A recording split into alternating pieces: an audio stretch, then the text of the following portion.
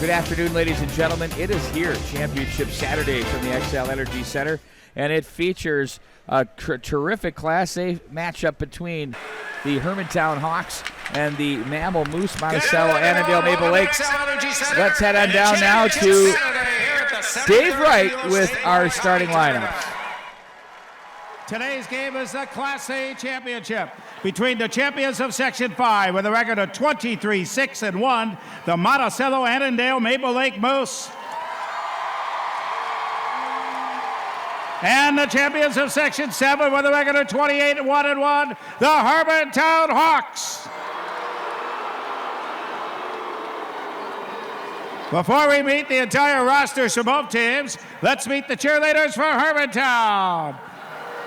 Riley Holte, Ellie Martin, Jessica Graves, Madison Meyer, Caitlin Finney, Elise Torberg, and the Hermantown Hawk.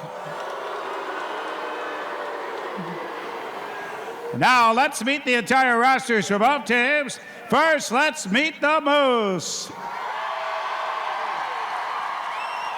Junior forward number 5, Ben Ward. Senior forward number 7, Jaden Jarmuzik. Senior forward number 8, Mason Carpon. Senior forward number 9, Casey Chido. Senior forward number 10, Tanner Barras. Senior defenseman number 11, Hansa Stibbinger. Junior forward number 12, Devin Lyons. Senior defenseman number 15, Jack Saunders. Senior forward number 17, Nick Zwack. Sophomore forward number 18, Troy Dahlheimer. Senior defenseman number 19, Charlie Bowler. Senior forward number 20, Dylan File. Junior defenseman number 21, Tyler Anderson. Senior defenseman number 22, Noah Lenka. Senior forward number 24, Wyatt Willenbring. Senior forward number 26, Ben Ingersoll. Sophomore forward number 29, Nick Voldesy. Freshman goaltender number 30, Colin Soderholm. Junior goalie number 33, Tyler Clapp. And junior defenseman number 34, Keith Holm.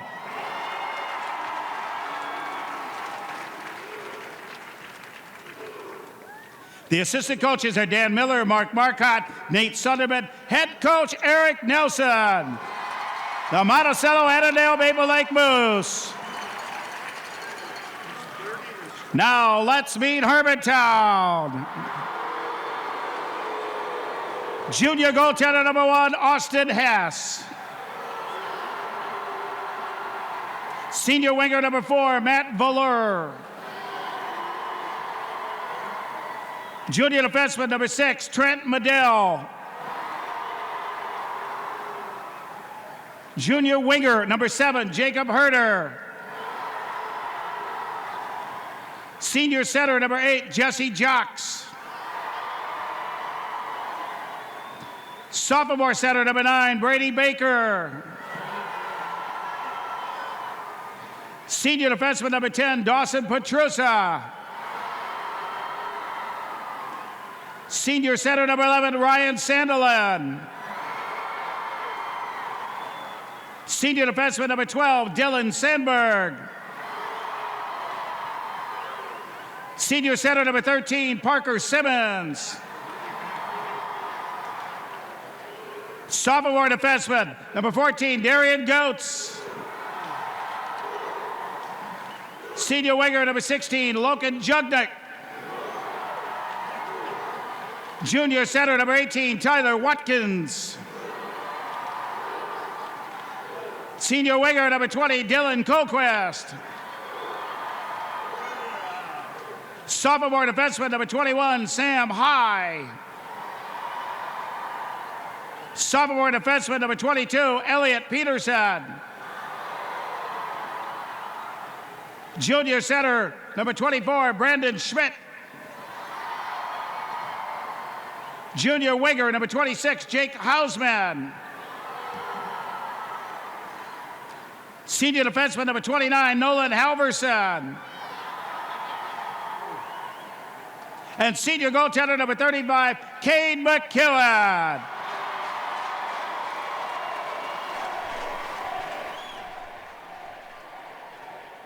Assistant coaches Matt Swanson, Nate Buck, Patrick Andrews, Daryl Iwakaden. Head coach Bruce Plant, the Hermantown Hawks. There's your starting lineups. We'll pause now for your national anthem, and we're going to get this thing going. It's going to be a great game with the Mammal Moose and the Hermantown Hawks coming up in a matter of moments right here on Let'sPlayHockey.com. Pat Griswold will be by my side along with our producer Joey Henches, looking forward to what should be a terrific final game.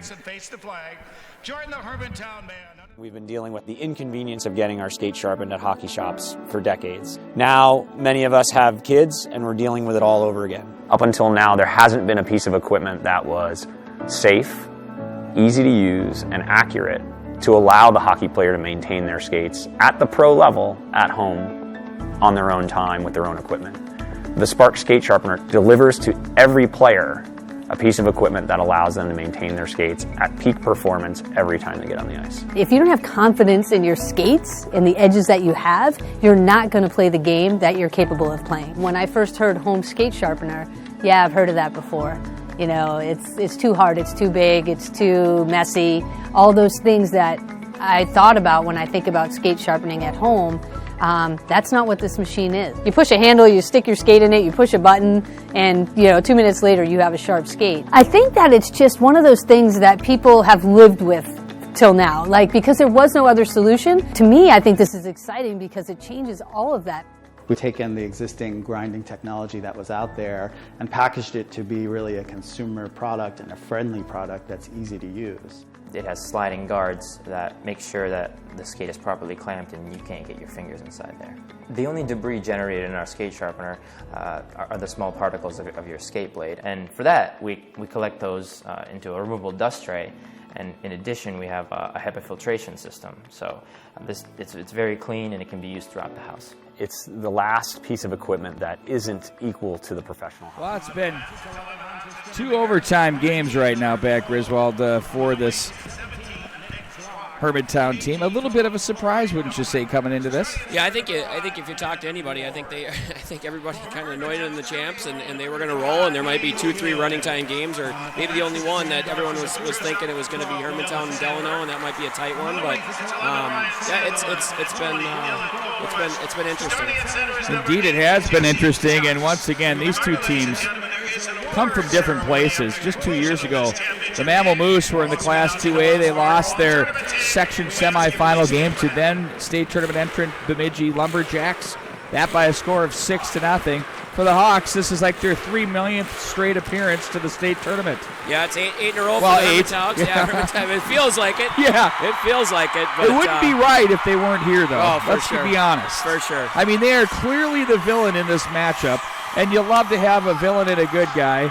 And as we say, the elevation of level of play, Mammal has played great, and the players to watch for. We've talked a lot about their key guys. Benny Ward, we've talked plenty about him and the great things he's done. Also, Nick Zwak has really shown a nice ability to create space and finish. Yep, and they see each other well, and you got Dahlmeyer on that line too. He's only a sophomore. Complements that line. They move the puck so well. I mean, the chemistry between those three are fantastic. We are ready to get underway here. It's going to be Jesse Jocks against Ben Ward as Jocks gets the draw and pulls this one back to the center ice, and it's sent right back in by the Hermantown Hawks. Platt sets up behind the net. Forechecking is Sandelin, who had himself an incredible day yesterday. 4 goals, including a thrilling overtime winner. The Moose carry with speed out of the zone. Zwak's going to get it in behind the defense. Brimsek Award finalist Cade McEwen gets the nod and goal. He pulls that one off the end boards and covers up to his left. Getting the puck deep, I think, is going to be Monticello's game today, and just be active in front of that goaltender and get some shots. And they're thinking, hey, they gave up 5 yesterday. We can do the same. We got firepower as well. Well, there has to be something within this for them that says, okay, we've seen Laverne skate to a 3-2 overtime loss in the first game, and then yesterday we saw another overtime tough one for the Hermantown Hawks. So they're showing themselves to be beatable. Yep, I would agree. And they have not shown any nerves. Even we look back from game 1, there just wasn't any nerves with these guys, and it's great to see in this big stage, and never been here and been in this kind of environment. And there hasn't been nerves. We haven't seen it at all. Absolutely no panic in their game. That's a good call, as they were down by 2 and 3 goals at one point against the Crusaders of St. Cloud Cathedral last night. Puck will be chipped from the right line. That was Goetz. Couldn't get it through for the Hawks as they play that back into Mammal territory as it's played back into center by Charlie Voller. Now the Hawks will take it with speed. And a big check thrown there. The Hawks won their first championship since I believe it was 2008. After being second place finishers year after year after year, that kind of became the going story. Were they going to lose to Brecker or St. Thomas Academy at the time? But here they are now as they have been number one pretty much from wire to wire, with Delano taking a couple of weeks at the top spot. But the Hawks have not lost for eons. Sandelin, quick shot over the top of the net. The big frame had his shot deflected from the slot area up and over past the goaltender. I was going to call him Trent. Tyler Klatt. No, it's Sandelin coming down the left side there, and I think you got that many goals, you just tell your big horses to keep shooting. Indeed, you do. As the puck will be played from the Hawks back in behind the net. Zwak will wait for this puck to come down. Plenty of depth here from the Hermantown team with star power on their rosters. Puck will be guided along the left wing wall in Mammal territory. Jack Saunders was there. He is looking for his left winger and Troy Dahlheimer. The Hawks will hound the offensive zone with Colquist up high to the point. Sandberg flips one through, kicked away with the left skate of Tyler Anderson. And here comes Ward to the right wing side for Zwak. They'll dump that in for the Moose to the left wing corner, but quickly the Hawks transition up high and they have room. Ooh, overskating there was Jocks. He had some real estate to gain there. Instead he had to reach back. Now he dangles across the line, cuts to the backhand. Now to Sandberg from the left side, way by the boards. That shot's deflected. Dahlheimer's going to try and race it out of the zone. Jocks wins the race, dumps it in, and heads to the bench. Now Zwak will wait for it for the Moose on the right wing side. Didn't like what he had, so he plays it off the glass around to Dahlheimer to the left wing. He has to hurry because it's Baker there giving him trouble in the offensive zone. The Hawks will cycle back in behind the net, and now it's going to be picked up by the defense with Voller. He plays into the neutral zone. That hops the stick of Trent Medill. Bumped off the wall as he gets some help from Petruzza. And now the check thrown in the neutral zone. It's now on the stick of Foldesi as he plays that one at the line. They battle up. It still hasn't gained Hermantown territory. Right in front of the bench area, everybody getting chirped by the Hawks, I'd assume, as the puck is now played back into the zone of the Mammal Moose. It's scoreless here, 13:38 to go in the first period. Let's Play Hockey. High school hockey continues right after this. Being active is important. Whether you walk, jog, bike, play hockey, or run around with your kids, you need a healthy drink that tastes great and fuels you and your family. Nature's Fury Nutri-Drink is created with all-around goodness. It's made with 15% real fruit juice, has antioxidants, electrolytes, and 100% of your recommended daily vitamins of A, B, C, and D. You can find one of our 5 refreshing flavors of Nature's Fury Nutri-Drink at Cub Foods, Lunds & Byerly's, and Jerry's Foods. Nature's Fury Nutri-Drink. Find your fury. Find the perfect gift for the Minnesota sports and outdoor fan and your family at Pick and Shovelware and pickandshovelware.com. Truly unique northern-inspired designs made in Minnesota on the highest quality materials. Hockey, baseball, ice fishing, plaid, and Paul Bunyan, all things Minnesotan. And for a limited time, go to the website and check out our throwback tourney shirt. It's an homage to the Clearboard Capital St. Paul Civic Center, and it's available now. Good luck to all teams this weekend from the Pick and Shovelware and pickandshovelware.com. Find the perfect gift for the Minnesota sports and outdoor fan and your family at Pick and Shovelware and Pick and Shovelware.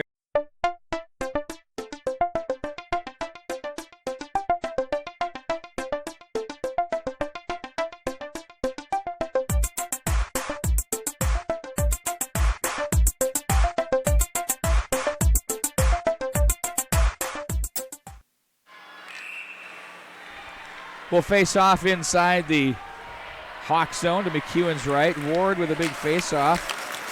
He's getting savage. Usually he's the guy winning the draws, but Jocks has been impressive. Jesse, don't call me Jock Demare. Or Lemaire, depending upon what mood you're in. Wraparound attempt there as Sandelin trying to play that one through. Zwak plays it ahead. Sandberg pokes that to the right wing side. Here come the Moose drop pass. They get it in the smooth hands of Ward. Dahlheimer plays that, hops the stick of Zwak, and now it's going to be controlled by the Hawks. Quick start by the Hawks, but we're scoreless here. Jocks carries this one wide and back in behind the net. Familiar territory for the Hermantown Hawks, making their 8th straight state tournament appearance. Looking to defend as back-to-back title holders. Puck is gathered in by Goetz as he plays that one in. The Mammal Moose control. Puck is played back up the right wing side. Now on the stick, Velour. He's had a great tournament. Jock's shot is deflected off the glass. Look out, in front it goes. Platt makes the save, got down. That was a big opportunity in front by Jocks. Sandberg, familiar left point, goes to the right side. Shot saved by Platt. Cycle back in by Jocks. They have not really had much of an answer with the top lines here, as they have really kept this one chasing for the Mammal Moose. Puck is deflected back into the corner. You really don't have a choice but to match this line, do you, Pat? No, I think that's what you have to do. And it's, pick your poison here. I mean, the Watkins line's fantastic too. So big shot and a bomb saved there by Platt.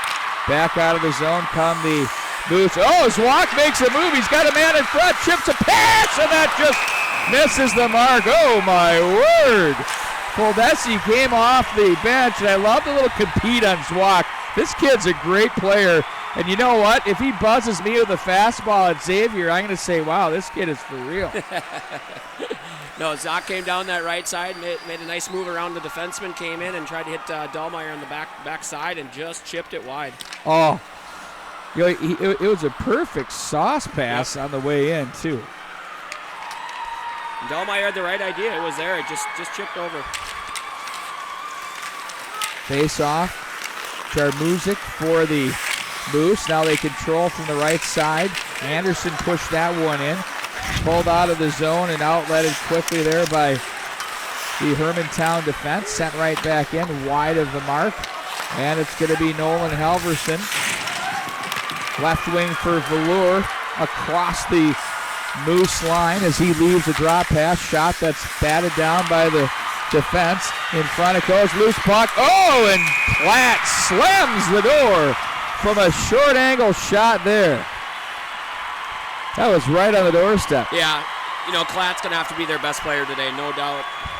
They were so close to him, they needed mouthwash. Yeah, you give those guys some opportunities.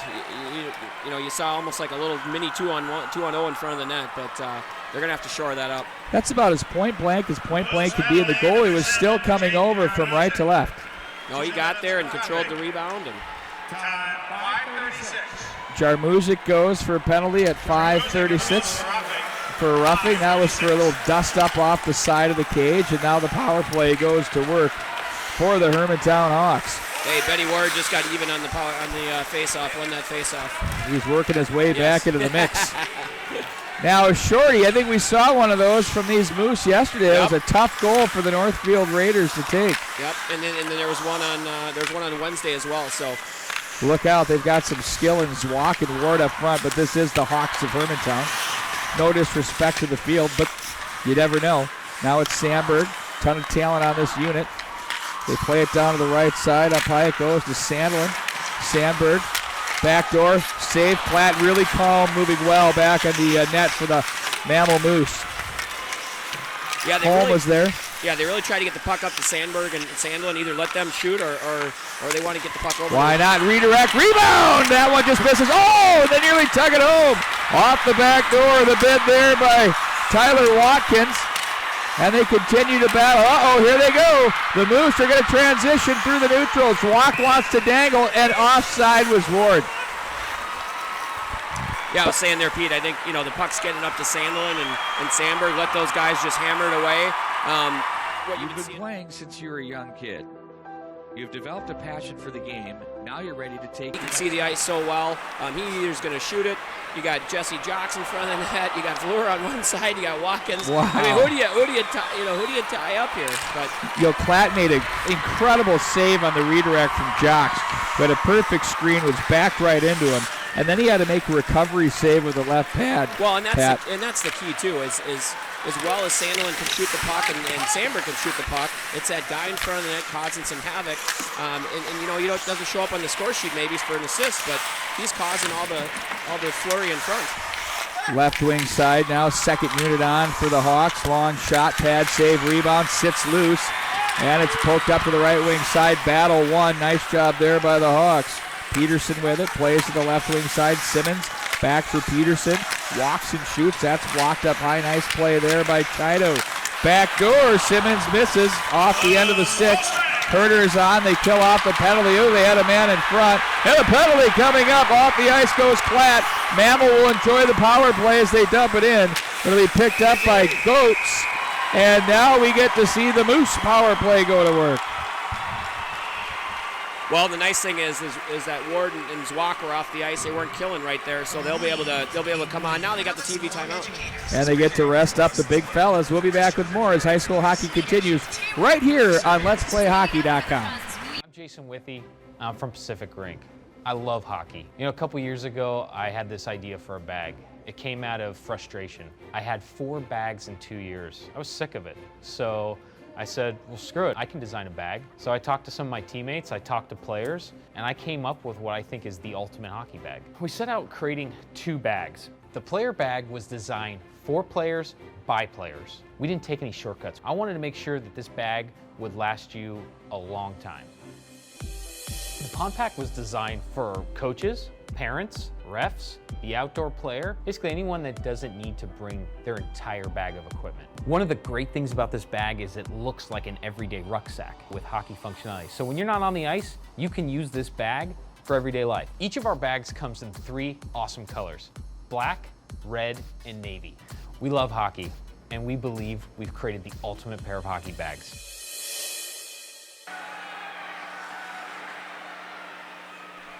So the power play for the Moose.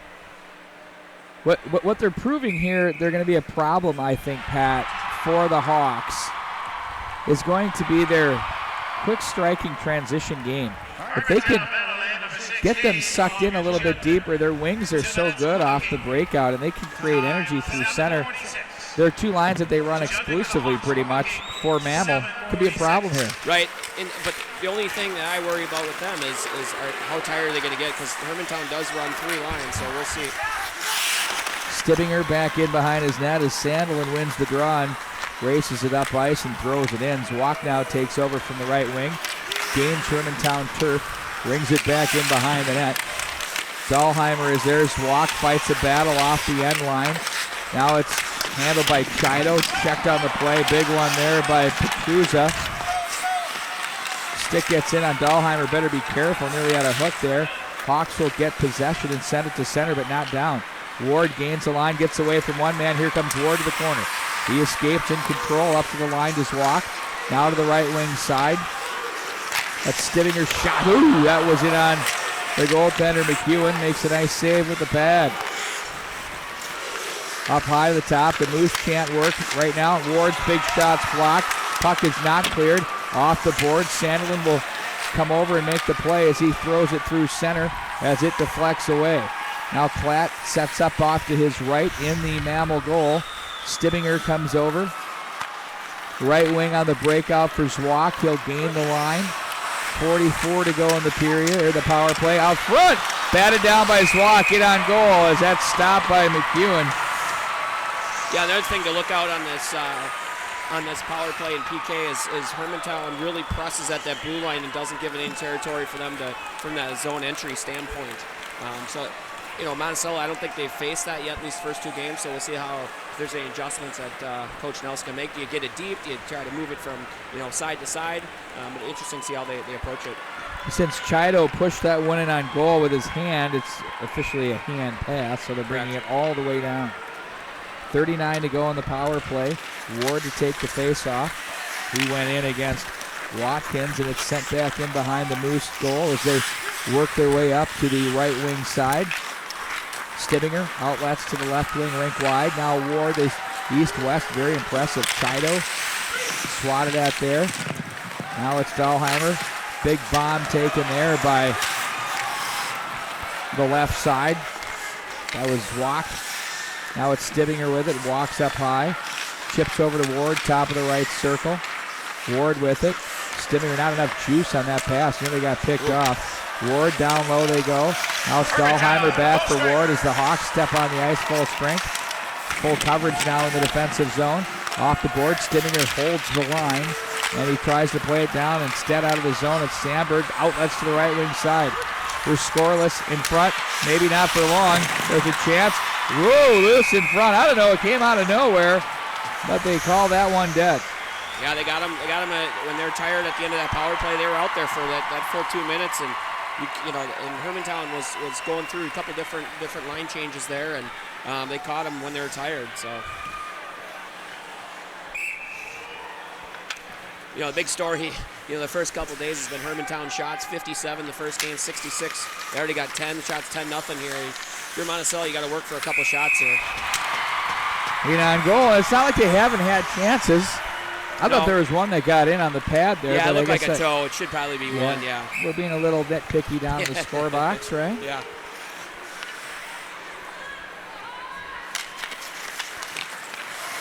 Face-off win, played back through, steered aside by Clapp. Moose break out of their own zone. Now on it is Morass. His left wing pass fails to click for Lyons. He comes together with Halverson of the Hawks, who break out to the left wing side up the ice with Herter. He'll gain the line. Herter loses the handle, but he spins himself to the corner as he's watching the wall by Tyler Anderson. Now it's going to be outletted to the left wing side. That was Jarmuzic. They're going to play it in deep. Moving in on the puck is Morass. McEwen guides it around the wall. That's going to be Baker who handles. And picked right back up by Jarmuzic. His pass picked off by another number 7, Jacob Herter, but back on the sticks of the Moose at center. They look to play this one into the corner. It does behind the net. Run the boards by Halverson. Oh my word, the voice. We got one more to go, folks. Across the line, it's Sandlin over the top of the goal. Oh my word. Polquist crushed with a solid shoulder up the left wing wall. Now it's the Moose in control as it came over to the right side. Zwock's pass hits a man. Look out, they have Sandlin down low. That could have been dangerous. Zwock turns up ice, plays to center. Sandberg right back in. 5:27 to go in the first. We're scoreless here between the Hawks and the Moose. Up high, it's Jocks. His shot's deflected. Now handled by the defense. That's Zwock as he plays it up to the right wing side for Ward. Angles across center. Nice little pass there from the left circle. Blocker pad save. Turned aside by McEwen. They put that up as the first shot now for Mammal. Of course, Pat and I think there should be 2 or 3 maybe. That's deflected up and out of play by the defense. With 4:59 to go, we're scoreless here in the first. .com. Truly unique northern-inspired designs made in Minnesota on the highest quality materials.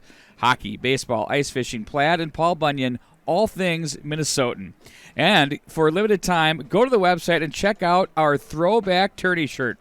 It's an homage to the Clearboard Capital St. Paul Civic Center, and it's available now. Good luck to all teams this weekend from the Pick and Shovelware and pickandshovelware.com.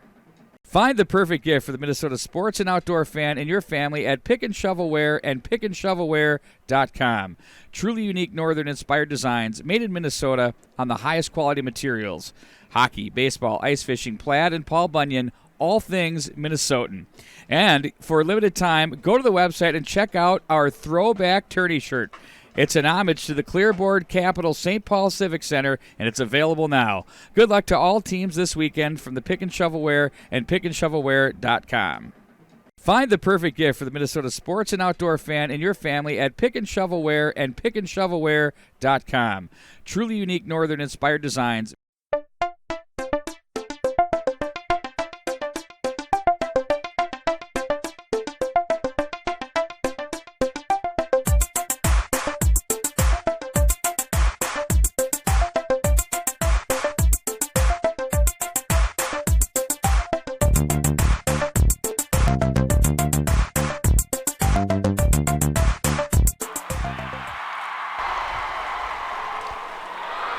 Hawks will face off inside the Moose zone against the Moose as they win the draw. Velour plays that to the corner, and they'll handle it, play that one up the right wing side with Anderson. Didn't like what he had. Watkins is there. There have been some point-blank opportunities. Klatt's been the difference here in the first period, no question. But over the latter stages of this period, the Moose are beginning to find their way out of the zone quite nicely, creating some chances of their own through transition. Yeah, and I think there's probably some conversation on the bench as, hey, we gotta start moving it a little bit east-west a little bit on these guys and get up the ice. There's some openings there. You're right. This Mammal team is as good of an east-west team as we have in the tournament, both sides, A and AA. Pitching down from the wall. Medill plays that behind. Now it's the Hawks in control. Nice little spinorama out of the corner. Good control by Velour. Nice player. Watkins turns and shoots. That's blocked off the equipment of Jarmuzic. Now down to the left corner. They sling that one through the crease area. Watkins from the right wing. Plays back up. One-timer. That one sails up and over the top of the goal. That one taken by Goetz. Now they'll walk the line. Back behind. Oh, and a big hit thrown there. Oh, that was a solid effort by Voller. That's his second big one so far in this first period. He's had a bunch of them all tournament. For you old schoolers, very Scott Stevens-like back there. Deflected back into the Mammal zone. They'll say that's a good play. No ice. Now on the puck, it's Colquist poked off his stick. The Moose hold on to it, play it to Zwack on the right wing side. Zwack's pass was deflected off Sandlin. Back into the Hermantown corner. Zwack will take it from the right corner now. Chips it back all the way over to the left with the left winger Dahlheimer. Zwack tried to find him. He wasn't expecting it. Hit his skate. Ward tried to back into his man. Give him the old Paul Krause butt check, as we like to call it. Didn't work. Jocks with it. Back out of the zone as he plays that one through. Another old-timer reference. I hope everybody's like over 50. Now here comes Ward with it. Left wing pass. That's deflected away from Zwack. He'll get his own puck, go back out of the corner. Zwack controls from the right circle. His pass was deflected, kept it alive. Puck rolls into center. Now it's going to be Colquist with it across the line. He leaves the pass at the line.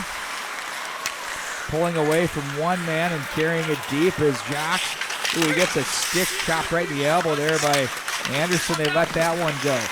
Somehow the Moose win the battle. Outlet to the right wing side for Zwack. That's off the stick of Dahlheimer. He's going to go foot race to the corner. Peterson jams in, wins the battle, walks out from the left side of his cage. Now he'll gain center across the line, puts on the brakes to the forehand blocker pad. Cooley saved there by Klatt. Was not impressed. Back in behind the net, it's going to be Herter. Carries it to the right corner, the left shot up to Sandlin. Snaps one right into the crest of Klatt as he makes save number 14 here of the first period. Yeah, and nice and solid.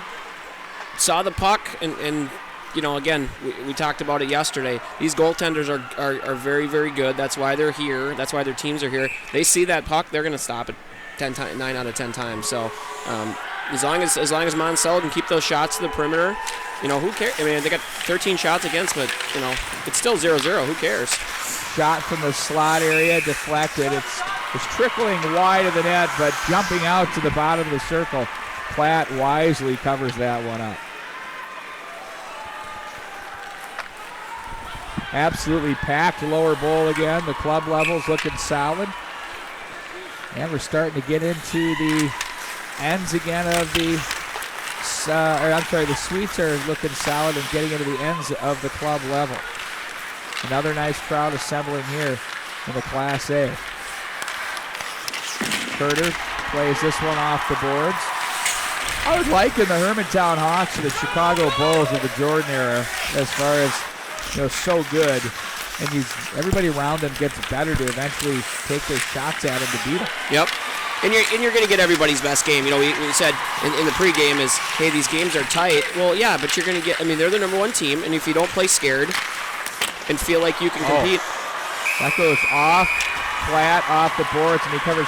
Yeah, if you don't play scared. You don't play scared, and you're going to get everybody's best game. And, we our team experienced that kind of for the first time this year, right? We were ranked the whole year, and something we haven't been aware, and we're winning tight games, but at the end of the day, a lot of the teams we were playing weren't ranked. We knew we were going to get their best game every day. Because they know that you're a measuring stick. You got the target, stick. right. You got a little target on your thing. Well, Mark Nee is a person who has come full circle in wanting Hermantown to stay in Class A because, you and I have talked a lot about that. Klatt makes the save. It's important for the hockey community and for the Class A level to have quality teams. From the left wing side, shot in on goal. That's Watkins. This is very Zach Stasko-like last night. Yes. He was terrific for the Grand Rapids Thunderhawks. By the way, I want to mention Section 7A in the finals, Section 7AA in the finals, Section 8A in the finals, Section 8AA in the finals. What happened to the Metro? I don't know. Well, it's again good for hockey, right? This is great. Awesome. This is great. We talked about it. It's been a great close tournament. Sometimes you get those blowouts in the Class A, but this is fantastic. We couldn't have asked for a better scenario here. 23 to go in the period. One last rush out of the zone for the Moose. They're going to drop this for Zwock. Plays it down along the line. Dahlheimer with it from the right corner. Looks some more. Plays that back down. There's just no shooting lanes defensively. Just clogging it up are the Hawks. So they're just forcing the perimeter with 5 seconds. Dahlheimer with it. Now it's Zwock. Tries to play it to the front. That's swatted away by Sandberg. That's been the story. They've had offensive zone time for Mammal, but the defensive zone coverage and just taking away shooting lanes has been really impressive by the Hawks. And they got to get some pucks to the net, right? And they had that power play. They had a lot of zone time. They just didn't get a lot of pucks to the net. You just got to start shooting a little bit. You look at Cathedral yesterday. They had 5 goals, but on only 25 shots. Got to get pucks to the net. You're not going to score by keeping everything in the perimeter. And you just got to shoot. You got to shoot sometimes. We take it to the first intermission. Nothing's been solved on the scoreboard. Nothing between the Hawks of Hermantown and the Moose of Mammal. We'll be back with the second period coming up right after this. What a hockey game, folks. We're between the periods. Once again, another Let'sPlayHockey.com game of the week. And we're joined by top-tier athletes, founder and owner Kyle Johnson. Kyle, thanks for joining us here this evening and this afternoon, depending upon when these games are playing. But I got to say this. You have got one heck of a business that you've put together called Top Tier Athletes. It has a lot to do with player recruitment, placing them at the next levels, and those kinds of things. Can you tell us a little bit about what you're doing?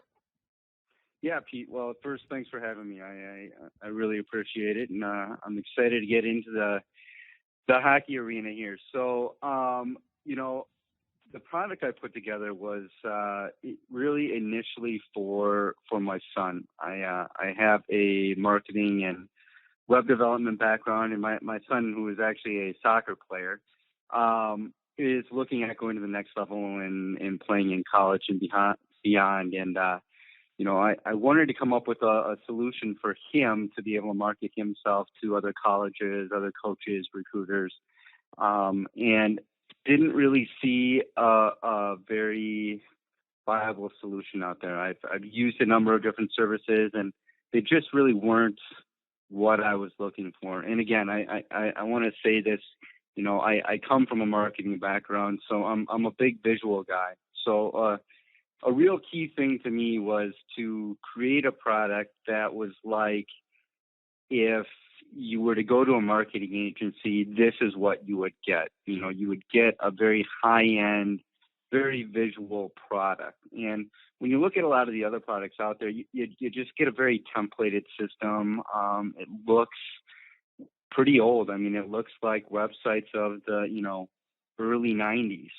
And we know today that, things are so much more visual. People want to see great photos. They want to see, statistics presented in a visually appealing way, video highlights, coaches' testimonials, that type of thing. And, they want to be able to see that and also do it with not a lot of work. And that was, really the other key thing that what I was trying to do was to build a platform that's easy for both players and parents to use.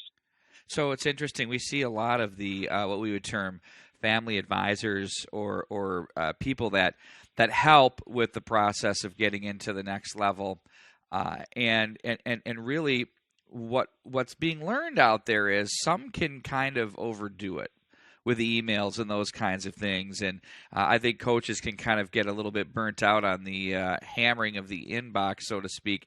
Is there something that is different in this approach, and how do you go about that to avoid from that numbing of the coaches? So, that's a great observation, because I've talked to many coaches and I've gone through systems as a parent as well. And, one of the main things that coaches have told me is that, they, and I'm not going to name any of my, of these other softwares, but, some of the other web platforms that are out there promoting athletes to get into college and beyond, they talk about, having this extensive network of college coaches, which I'm sure they do. But the thing is that, these coaches, they just get inundated with email after email after email. And, they're actually close to being spammed by some of these companies. And these coaches have told me firsthand, they said, look, I don't even look at those emails. If I see an email from this certain company, I'll delete it, because they get, 10, 15, 20 a day. They don't really have time to do that.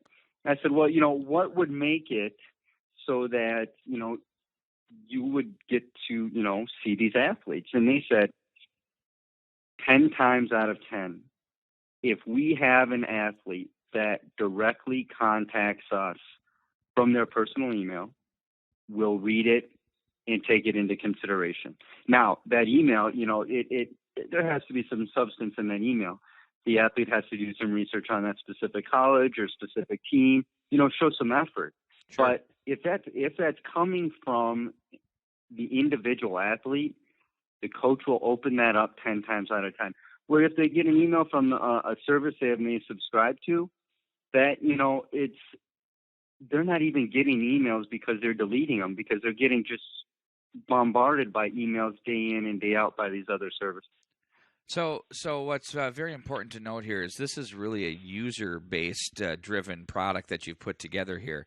And so in the hockey world, the idea is, and it's not a large community, but there's plenty of players out there where they can tell their story and they can have their information put together. I know at every level there's a market for this, whether it's the junior college or professional ranks, where you mentioned telling the video story, the visual story, and also the background of the person's story, whether that's a statistical setup and the graphics that you have to take such a great job there. And they catch your eye quickly, and they at least, I think the idea of this is to give coaches reason to come out and see you play and meet with you. Would that be a fair assessment?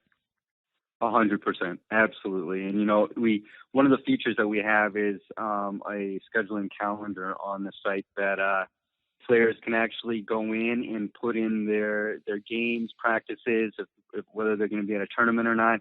They can put in their full schedule, and if a coach sees that, a coach can just come out at their own time and say, hey, this kid's playing at Mariucci on this date in this tournament. I'm just going to come out and watch. That kind of eliminates the stress factor of if you're a player and you have a cert, or there's a coach that's going to come out and watch. sometimes players just aren't in their natural environment. They may tense up a little bit, right? And so this allows for a coach to just come out at their leisure and watch the kid play and, really see what their talents are. Are and, you? I'm sorry. Go right ahead. Go right ahead. No, that's fine. I was just going to say that, to your point, you really hit it on the head. This system is really set up for players at all levels. You could look at going into juniors, going to college, and it's even set up to the point where, college athletes can use this if they're looking at going semi-pro or pro. So, some athlete that's in 8th, 9th grade that could, pick up this system, they could literally use it all the way through their career and just really showcase their body of work. Well, and it's priced at an incredible rate. We've seen some huge numbers out there, and that's kind of a risk because, the scholarships aren't guaranteed at certain levels, as we know. And so, I think it can be argued that it's made as an investment to the future. However, when you really get down to the nuts and bolts of it, you don't really get to where you want to be. Or you're not going to make that money back up. So you've got a monthly payment structure that's set up that I think is really great. And then on top of that, I think it would be really helpful, and we're going to do an on-air production meeting here. Are you okay with me posting a graphic and a link through on this show page here on letsplayhockey.com where someone can see an example of what their page can look like? They can contact you, and you can get them starting. You've got a 10-day trial going too, don't you? Absolutely.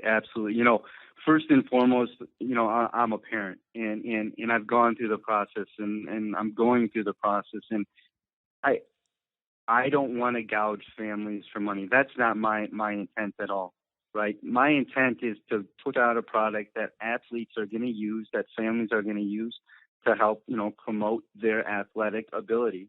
And again, if they're going to college, there's actually a section on there that they can highlight their academics, which is, a highly important thing if you're looking at going to college. So, first and foremost, again, I'm a parent and I know the systems out there and I just want to make it accessible to athletes. And then absolutely, we have a 10-day free trial. So, there's no risk. You don't have to enter a credit card or anything. And you get a free trial. Just, get on the site, try it out, get some pictures up there, get some stats up there, maybe embed some videos if you have them on YouTube or Vimeo already, and see what it's like. Give it a whirl. There's no risk at all. And, we have a great price right now. So we're actually going to be running a promo as well here. And it's a discount just for the Let's Play Hockey family per se. So, if you sign up and after your free trial and keep on going, for the next 3 months, the monthly price will be cut in half. So you're paying $7.49 a month for the first 3 months. And then after that, it's, $14.99 a month, which is still just a great rate to have a tool that really allows you to showcase your talents. And that would be a steal, my friends. That is great stuff. So Kyle Johnson, of course, it should be noted that his son is playing the game of football, better known as soccer in our area, in England. So, I mean, if you're there as a college athlete doing that, I think you know a little bit about navigating the waters. So you've got a good background with that, Kyle. That's a real-life story, which is a good one to use. It is. It's been an amazing experience. The website is toptierathletes.com. His name is Kyle Johnson, owner, founder of Top Tier Athletes. Thanks a lot for joining us, and good luck to you the rest of this summer, and we appreciate your product. It's a great fit for what we're doing here at letsplayhockey.com. Thanks, Kyle. Perfect. Thank you.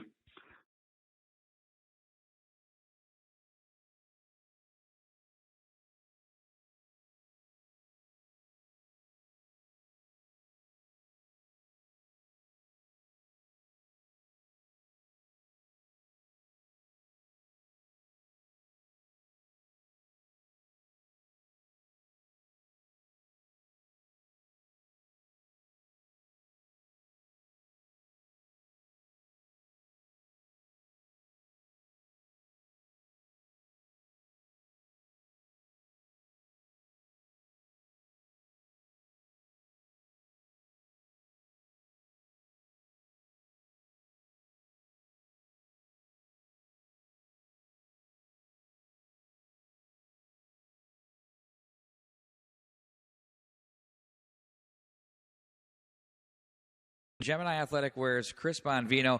Everybody knows the work you do, and we really, really appreciate the quality of product that you deliver. It's really incredible. And I mean, when I'm looking at your website right now, I see St. Cloud State, Harvard. I believe that's Alaska Anchorage. I'm looking at up there as well, or just Alaska. Can't keep any of those straight anymore. And then you work it all the way down to the youth levels and the high school levels. But the fact is you work in manufacturing, and you're a U.S. manufacturer. And it appears, from my perspective, to be a really good time to be a manufacturer in this great country.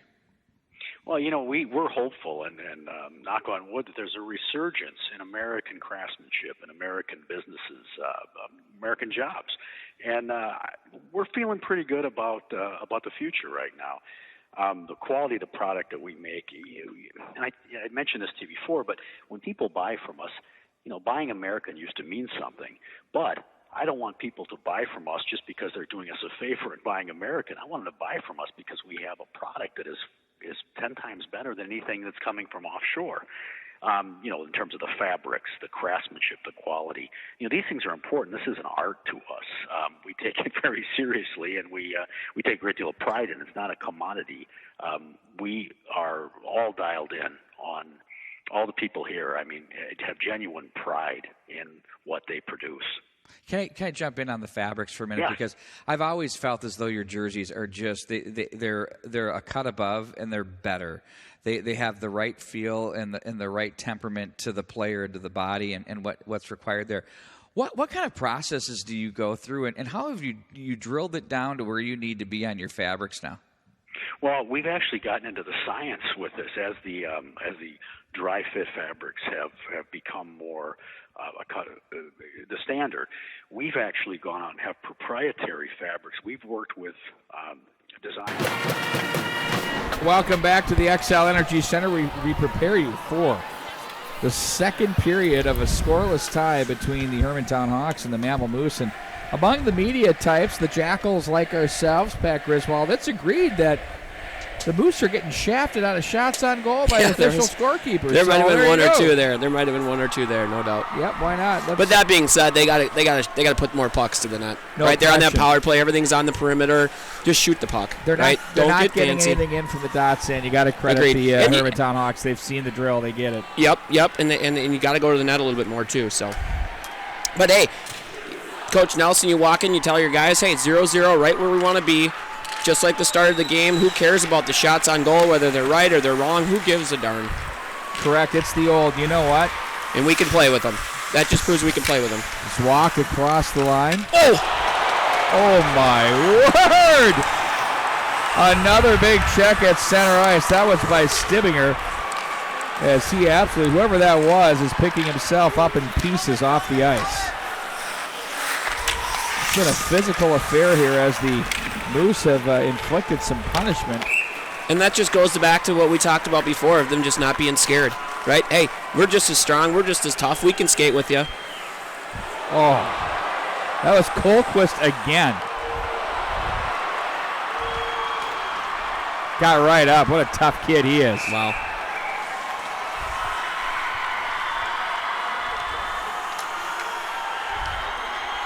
Jarmuzic to take the face-off. He'll go against Simmons. Simmons ties up Jarmuzic, and over comes Baker to make the play out of the zone for the Hawks. Baker will carry this one to the corner. Look out, Mr. Official. He gets in the way not once, but twice. Couldn't help but notice. As the puck is poked out of the line, Chido with them on the move. Chido has an angle, shoots, scores!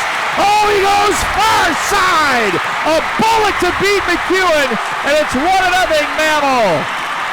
Wow, he got an opportunity, and it just takes, hey, you only see 2 shots on the board. It just takes 1 shot.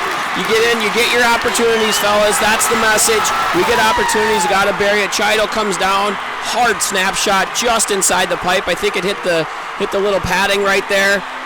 Great shot, and what a play. Turnover at the line. And up high at the line, you're right. And there's the turnovers at the blue line again, but he got his opportunity and buried it. And this place is going nuts here today. Looks like he hit it through the 5-hole there.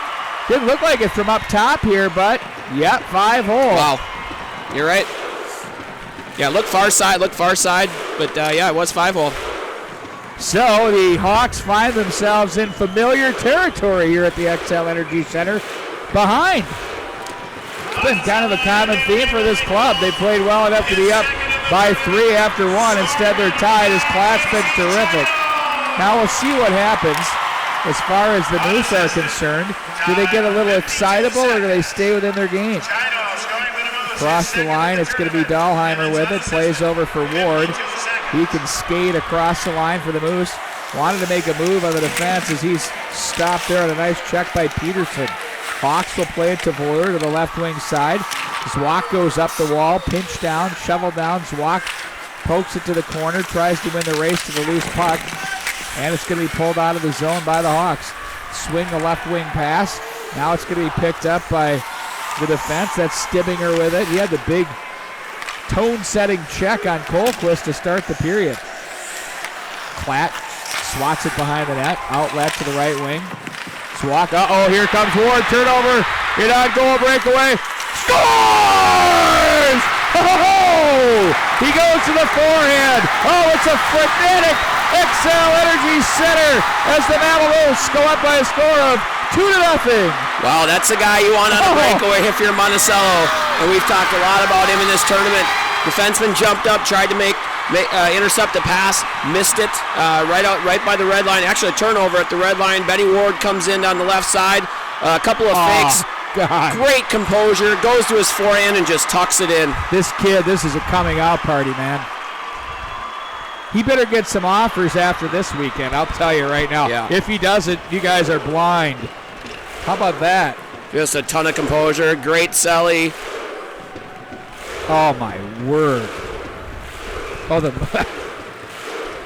the Moose deal is going straight out of the U.S. Bank Stadium with the hands over the head. Wow. Electric environment, everybody's going nuts, but you're on that Hermantown bench. Hey, been here before, we're okay. They've been down by as many as 3 here. They've got offensive capabilities. The Moose have been terrific here throughout the weekend, so we'll see if they can continue their pressure. Big turnover at center ice. Check thrown in the neutral zone there by the Moose. Voller was there. And reaching behind and sending that back in deep was Faldesi. And it's going to be picked up by Medill. Zwak down low. He's got a man in front. Controls the puck from the left corner. Back up to the line. Anderson shot. Oh! That nearly worked its way to the back of the net off Petruzza, the defenseman for the Hermantown Hawks. It went wide though, and Petruzza gets it back off the boards. Not out. It is out. As Ward touched it, they quickly touch up and let the Hawks out of the zone. Pad save Klatt. Now it's off the boards. That's his first shot of the period. And now Ward with it, walks his way out of the corner. Here's Ward, long right wing pass off the stick of Zwak, and icing will be your call. 13:51 to go, a quick start to the second period. Mammal leads Hermantown 2-0. I'm Jason Withy. I'm from Pacific Rink. I love hockey. You know, a couple years ago, I had this idea for a bag.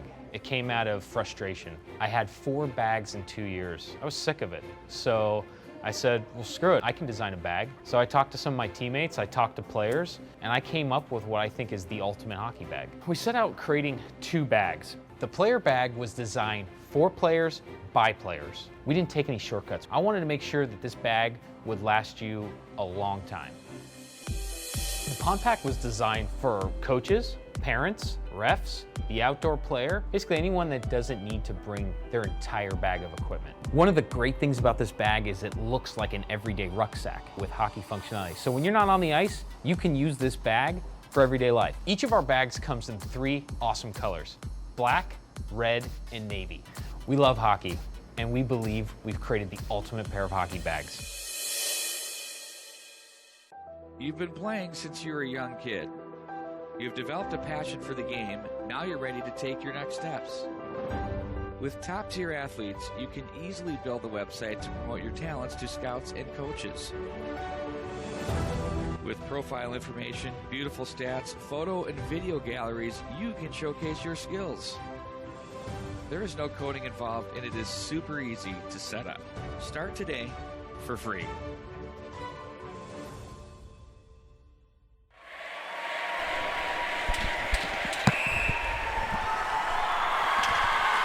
As we welcome you back to the XL Energy Center, face off to the left of Platt. Won by the Hawks from the left side. They play that over to Sandberg. Blocker, Pate, rebound. Scores! Watkins, this is the Hermantown Hawks. You know what? They don't go away, and they keep coming at you. And they bring it within one at 2-1. Yeah, good face-off by there, Tyler Watkins. Another kid that I just love in this tournament. I saw him in the Elite League. Such a great player. Wins the draw, goes back to the point. Sandberg on the left side, good hard shot. There's Watkins going right to the net, gets the rebound. They left him wide open. Got to tie that. You got to get him right. They got a little puck watch in there. The defenseman did. You just got to pick up guys. You can give that shot up from the outside. Sandberg shoot it from the. He saw it. He made the first save. Hits the post. Hits the pipe. Comes left back. foot. Comes back off that left foot. So that's a big answer off that break for him. 21st of the season. Now we'll see how the Moose respond to this one. Now it's going to be Zwak to swing it back in behind. McEwen sets up behind the net. Pete, another face-off win turns into a goal. In the offensive zone, you're right. Stibbinger is there as he's watched on the play by Colquist. Now it's Jocks back behind the net. Up to the line it goes. From the left point, does not get through as that hits Stibbinger. They play ahead for Ward, couldn't handle. In front of the bench area it goes. Ward reaches back with Colquist on him. Zwak tries to play it into the zone. It's guided ahead there by Goetz. Now it's poked ahead once again by the Moose to center ice. And the loose puck will be gathered in by Voller. Back in behind his own net as Sandelin watches him. Rings a pass to the left wing side, but Jocks returns right back at him. And from his knees, it's Voller to Dahlheimer. Angles a pass off the left wing side for Jarmuzic. He gains the line with Watkins trolling deep, or Zwak rather, trolling deep. And now it's going to be Sandelin. Muscles his way back in behind the net. Dahlheimer watches him. Now it's Jarmuzic there. That gets away from Zwak. Shot, stick save. Nice one there by Platt. Now it's Zwak again. Left wing pass for Dahlheimer across the line. Dahlheimer walks it deep, shoots that one wide of the mark, and Chido plays this one back in and around. There's a long shift for Dahlheimer and Zwak. They'd have been better suited, I think, to dump that puck. From the top of the right circle in on goal, Zwak makes the save. Nice there on check that. Platt makes the save. It's all mushing into one. Now back behind the net for the Moose as they look to play this off the glass to center. Poldesi was there. Now it's Halverson for the Hawks. He plays it to the left side. The D-men play catch. Now it's picked off. Chido in front of the bench area. Races. Now he has Ward. Back to Chido. Snaps off the post. Chido gets it back. Off the glass. Swatted away there by Peterson. And here come the Hawks through center. Watkins with it. They're not shying away from scoring chances, are the Moose. They're getting plenty. No, you get them, you make your opportunities. Wrap around through the goal crease. The right wing side. Whiffed on there by Judnick. To the right point. Turned over. Anderson finds Ward. When he has ice, he's dangerous, and he has it. Inside out, no. Doesn't fool the big man. As the defenseman makes the play, that's Peterson. Now it's Halverson across the line. Stick save, Platt off the glass. 10:53 to go in the period. Poke to the corner. Protected there by Watkins. Puck rolls to the slot area. Watkins kicks up to the line. The big bomb deflected twice on its way in. Kicked away. Dahlheimer out of the zone. Dahlheimer's going to work his way to the outside as he's working on Halverson.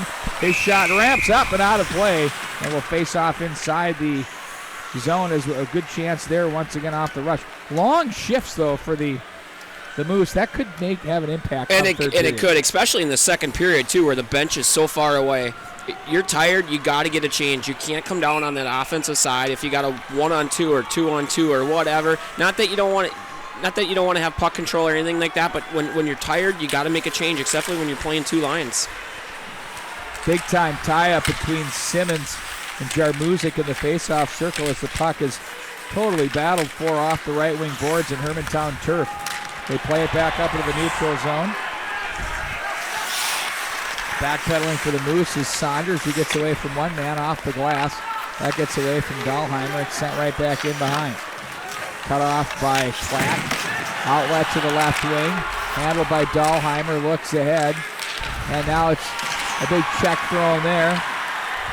And that was on Jarmuzic. Now they're going to carry this one to the left wing side. Down low they go. Now it's Jarmuzic again as he's going to look ahead. He had his walk at center. Dahlheimer is there. And now across the line, here come the Hawks. Sandelin had his pass deflected. 4 goals yesterday for big number 11 of the Hawks. There's a shot. I don't know if that got through or not. Nonetheless, Walk comes away with it. Bumped by Colquist with 9.5 to go here in the second period. Played up to the right wing side. Walk plays this off the left wing board. Sent right back in and around. Behind the big ring it goes. Just a token swat there. Boy, he got away with one there. Nothing drives this coach more crazy than just sort of a half-hearted swat at the puck to get the zone. Get it and get it. Yep. We'll take a timeout. We'll be back with more right after this. You've been playing since you were a young kid. You've developed a passion for the game. Now you're ready to take your next steps. With top-tier athletes, you can easily build a website to promote your talents to scouts and coaches.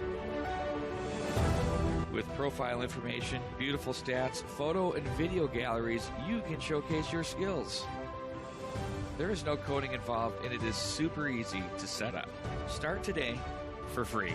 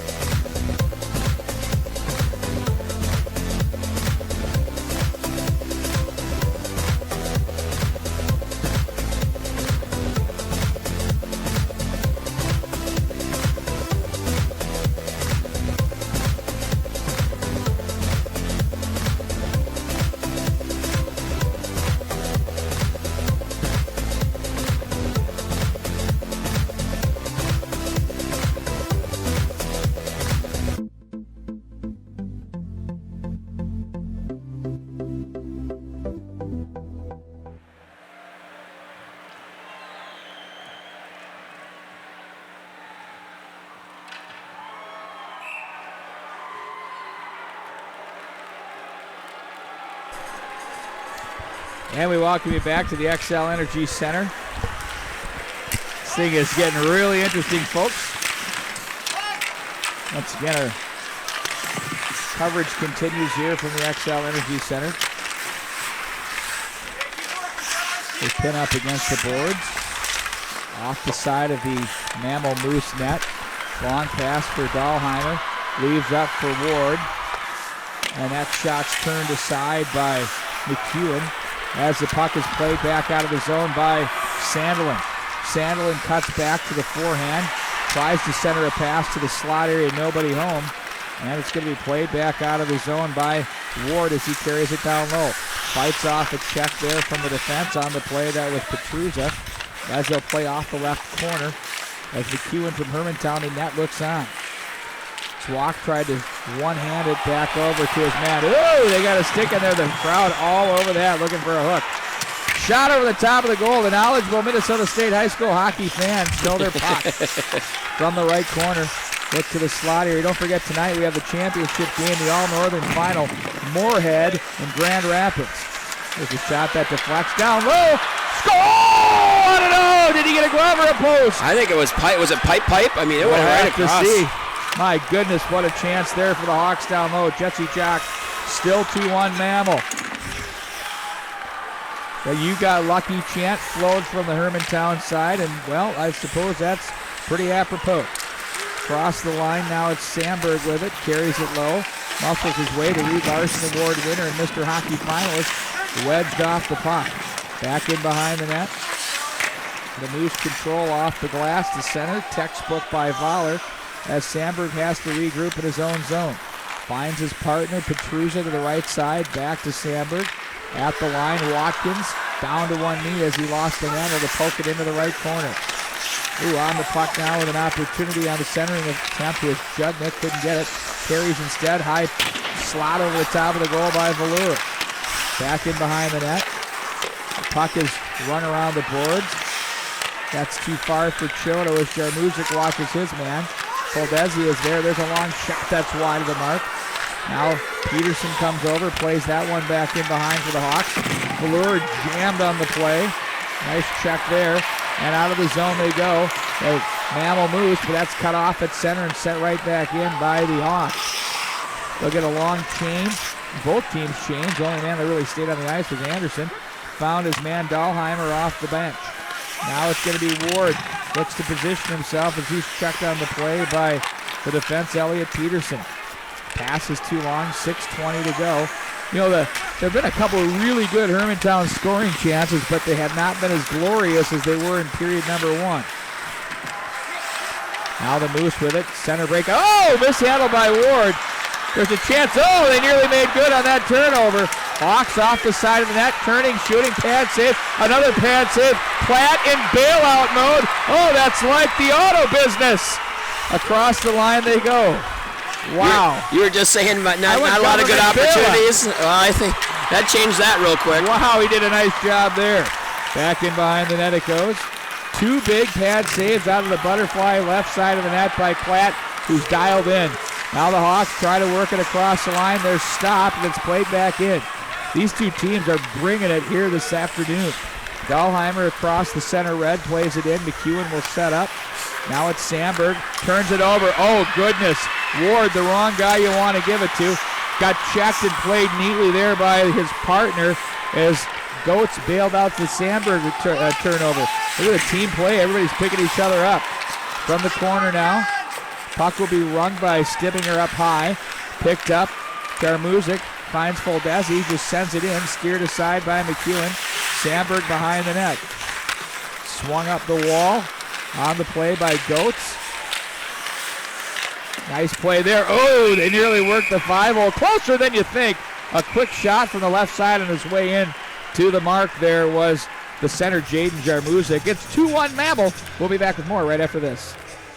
We've been dealing with the inconvenience of getting our skate sharpened at hockey shops for decades. Now, many of us have kids, and we're dealing with it all over again. Up until now, there hasn't been a piece of equipment that was safe, easy to use, and accurate to allow the hockey player to maintain their skates at the pro level at home on their own time with their own equipment.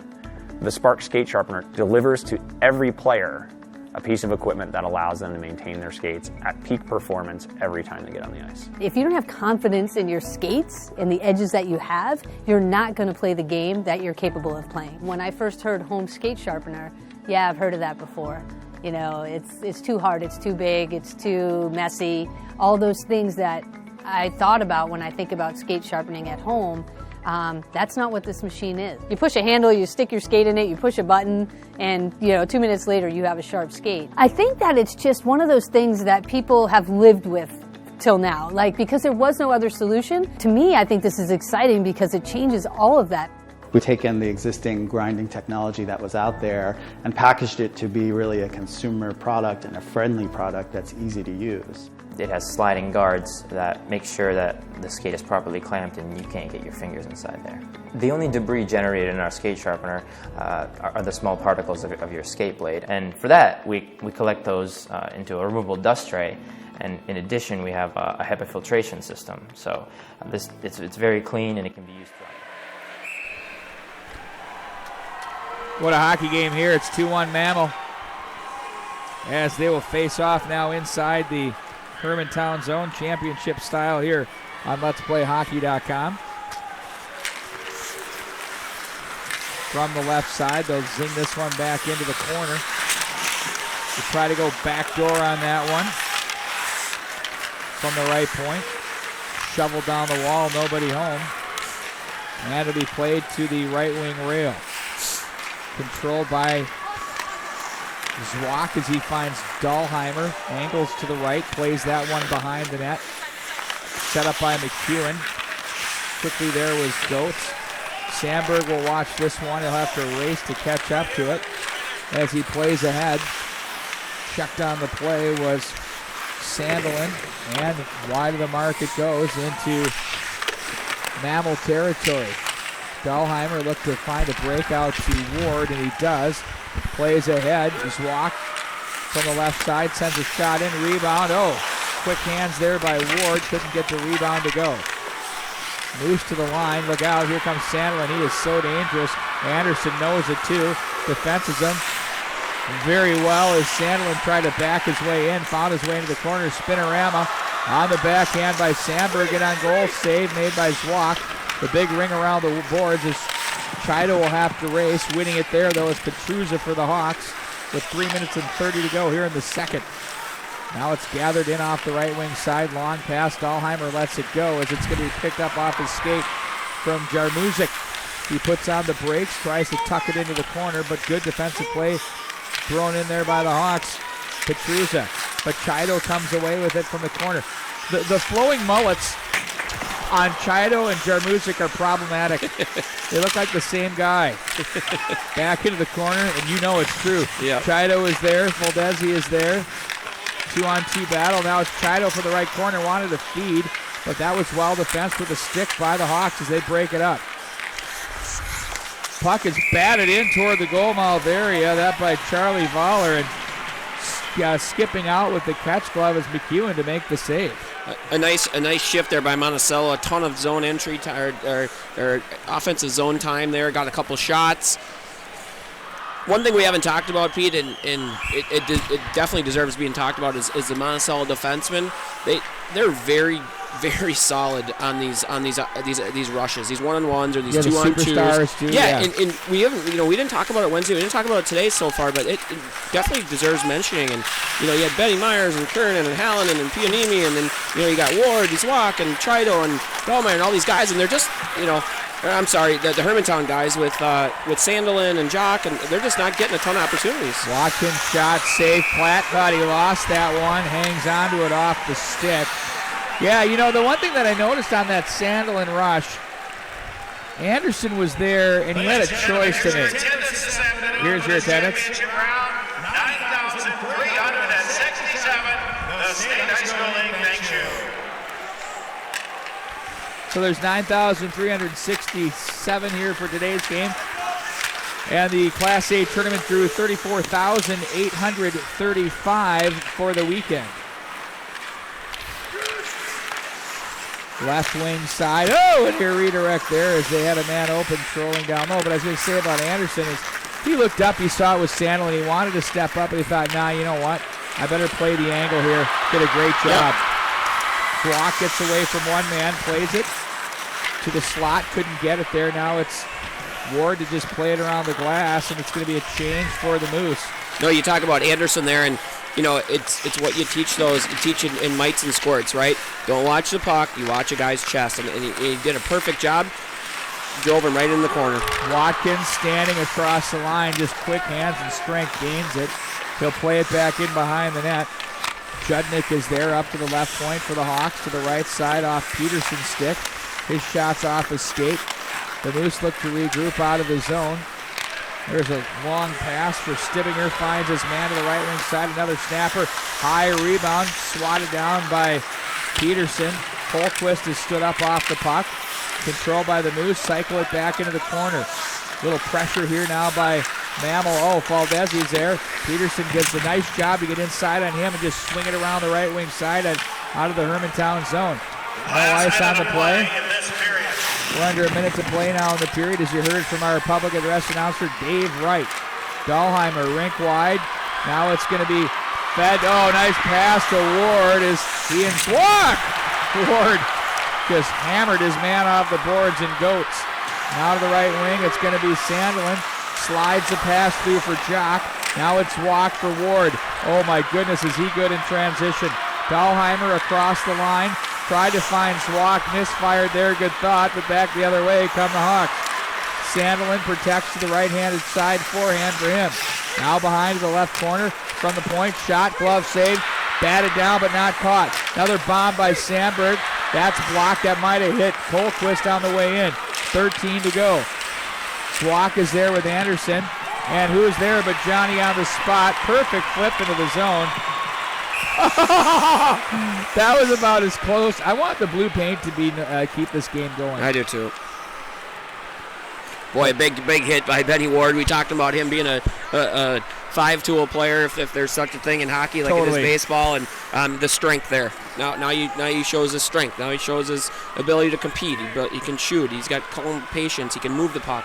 Well, I've got the straight love fest for the kid. He's been my favorite player in the entire tournament. I would agree. I've got some other guys too, but he's right up there. Right with you. But right now, if I were to do like my Conn Smythe Trophy Award winner, it would be him. Without him, they do nothing. He's just that good. Yep, absolutely. Do you make other guys around you better?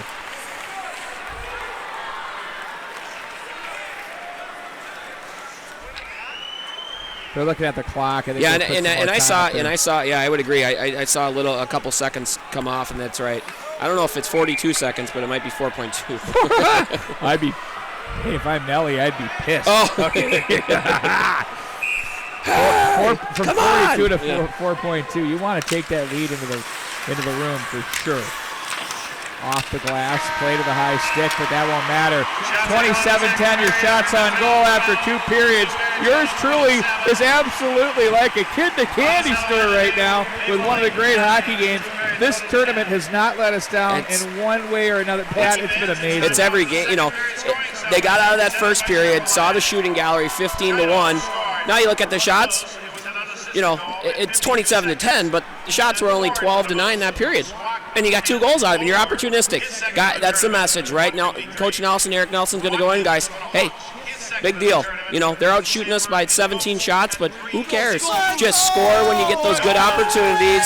Handle the puck. I think they need to handle the puck a little bit better. And keep the Speedy Hawks, stay out of the box, have some composure, and keep the shots from the outside, and they may get there. They can get very good chance of 17 minutes away of winning their first state title. Stay tuned, folks. It's going to get real good here as we prepare for the third period. It's 2-1 Mammal over Hermantown. We'll be back with more right after this.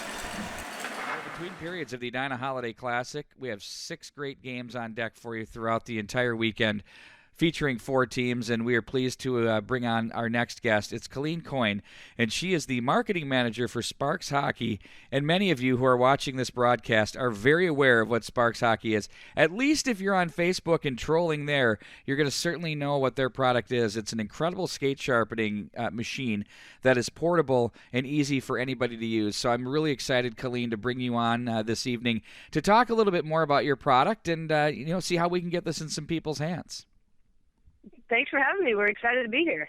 So tell me about this machine. I mean, it's not large. It's really it's really compact and looks like it's so easy to use. Why would I buy a Sparks machine? So the main problem that we set out to solve when we developed the Sparks was really that problem that almost any hockey family has. So it really was originally designed for families that have, a kid, 2-3 kids playing hockey who constantly have that need to get their skate sharpened. And, it seems like every other weekend it's a fire drill because your son or daughter doesn't tell you until the last minute that they need their skate sharpened. And then you got to find the shop that's open with the right person there. And it's just stressful. And so our founder, Russ Layton, remembered going through this as a kid when he was growing up, and then had his own son, and as a parent was going through it too, and he couldn't believe that it was still the same way after all the years that had, between the time he was playing and the time he was a dad. And so with a mechanical engineering background, he just kind of set out to solve the problem. That was about 3 or so years ago, and the Sparks actually debuted at the 2015 Let's Play Hockey Expo out there in Minnesota. So how has this been received? I mean, you brought up a whole series of points there, I think, which is really important. And the stressful part of the aspect is if you live in any metro area, most of your games during the week, especially in Minnesota right now, are in the evening after 5 o'clock.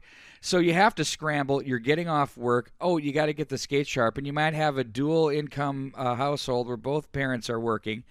And you get to the skate sharpening of choice or the rink, there's no sharpener. Or the line is so long you can't get into it.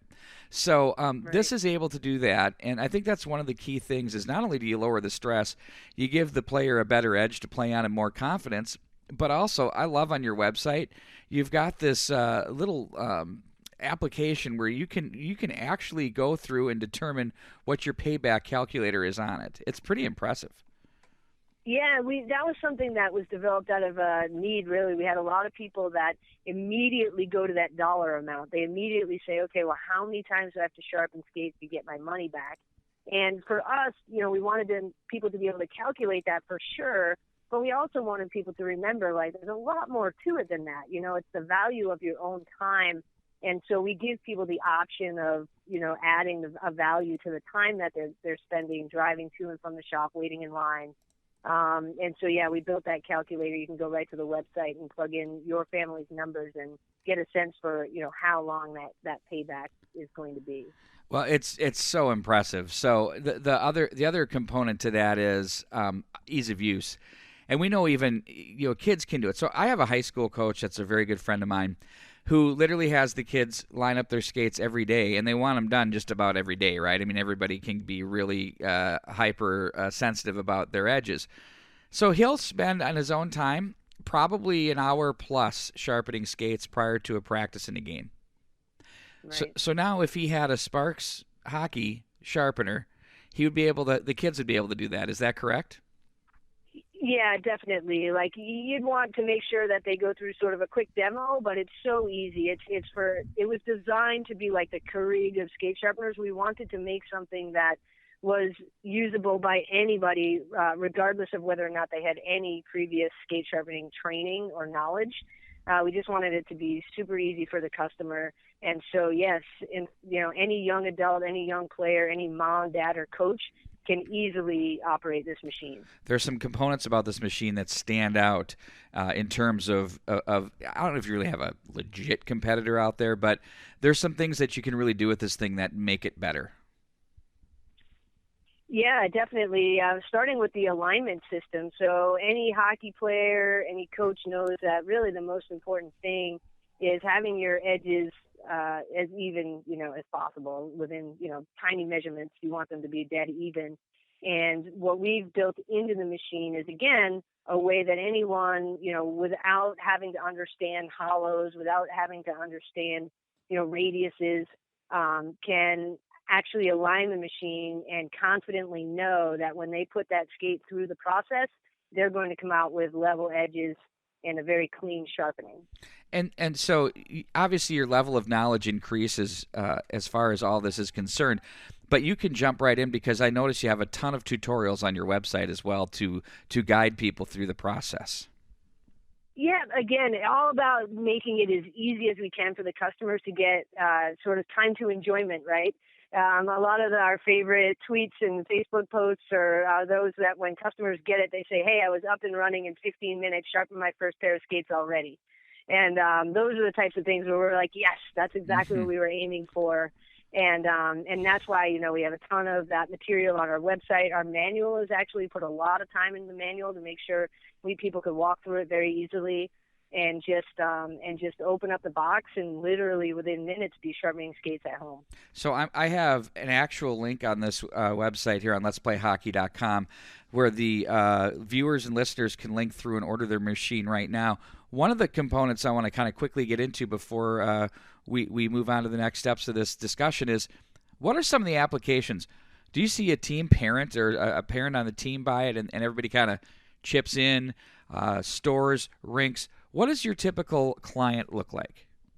Yeah, so it's been really interesting for us because I mentioned earlier that our primary goal was to solve a problem for a parent, a coach, someone who's just super busy trying to overcome this obstacle of getting your skate sharpened or getting your child's skate sharpened.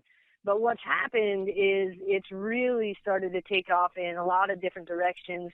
We have shop installations, and it works out great for shops and shop owners because most shop owners know that, they're usually the best ones at sharpening the skates on the traditional machine. And if they're not there, there's a risk that someone's going to drop their skates off to get sharpened, and they're going to get back a product they're not happy with, and that risks a loss of a customer. So a lot of our shop owners are loving having a Sparks because when they're not there, they know that they can still deliver their customer the best sharpening possible. And that was, a welcome surprise to us. We didn't really think about that, and it's working out great. And then also, teams, and we're with several NHL teams now, even lots of high school teams, prep school teams here in New England for sure. And so it's really kind of taken off in a lot of directions that we didn't anticipate when we debuted this thing a couple years ago. Well, I'm really excited about it, and I have to say, you being the marketing manager, your efforts have been really, really innovative and good. And I think the Facebook images and videos have really captured me as a hockey parent and a hockey fan, and somebody that's interested in. Oh, there's a really, really good solution to what has become, in this market, an epidemic problem, because a lot of rinks do not sharpen skates, and it's very difficult, as you said, to get that quality skate sharpening knowledge at the various stores and shops that you deal with. So this solves a ton of problems. Final note for you, Colleen, how would you best say someone could go about getting it? Is it best to just click the link I have on the Let's Play Hockey website, or is there a better way? Yes, that is literally it. All of our sales are going through our website. There is also a contact form on there if there are, say, coaches or shops or teams out there that have questions about commercial and team type kits. We have those. But for the individual, for the families, you can go straight to the link you have, or just sparkshockey.com, and you'll find the shop right there. Great stuff, Colleen. Thank you so much once again. That's Colleen Coyne from SparksHockey.com and Sparks Hockey. Great skate sharpener. By the way, I'm going to have that at the Edina Invitational Tournament in Braemar Arena. We will be in the lobby sharpening skates at the Let's Play Hockey Expo. Be sure to stop by, because many of you that are watching the show will have teams and family members participating. So yes, indeed, we will have skate sharpening at Braemar Arena in the lobby for that weekend on the 28th of December through the 1st of January. Colleen, have yourself a great weekend. Thanks so much, Peter. I appreciate it. Thank you. We will be back with more high school hockey coverage right here on Let'sPlayHockey.com. We are between periods of the Edina Holiday Classic. We have 6 great games on deck for you throughout the entire weekend, featuring 4 teams, and we are pleased to bring on our next guest. It's Colleen Coyne, and she is the marketing manager for Sparks Hockey, and many of you who are watching this broadcast are very aware of what Sparks Hockey is. At least if you're on Facebook and trolling there, you're going to certainly know what their product is. It's an incredible skate sharpening machine that is portable and easy for anybody to use. So I'm really excited, Colleen, to bring you on this evening to talk a little bit more about your product and see how we can get this in some people's hands. Thanks for having me. We're excited to be here. So tell me about this machine. I mean, we are between periods of the Let's Play Hockey Game of the Week, and we're joined by True Hockey's Jason Kasuris. You are a part of a company that is a growing hockey equipment manufacturer, and you have some great stuff. Jason, can you tell us a little bit about your company and how it's growing? Well, essentially, we've been in the hockey market for a very long time, actually, close to 16 years. But we haven't been branded as True. We've been building hockey sticks for multiple other manufacturers, pretty much any of the manufacturers that are out today, and have actually come and gone. But we've been building their sticks, just labeling them with their logos and everything like that. But about 3 years ago, we decided, hey, let's build our own brand. Let's stop making for others and really be innovative. We want to bring products to the market that still stay traditional to the hockey consumer, but with added perks, with added technology that's going to improve the product, improve the player. So with that, we've kept in the sticks. We've now introduced a glove line in our Z-Palm offerings that you can change out the palms to increase performance, but also change the durability aspects. There's multiple different things that you can look at with our gloves. We will be introducing pants in 2017. Also, just as a growth aspect, we just recently last week announced the purchase of VH Footwear. So we are getting into skates. We're growing we're growing the brand as much as we possibly can, but we're doing it strategically. It's not where we're just bringing everything all at once and trying to flood the market with all of our equipment. We want to be innovative. That's our biggest thing. We want to be a high-end company that looks at ways to make a player better, make our products better, not just be a Me Too company.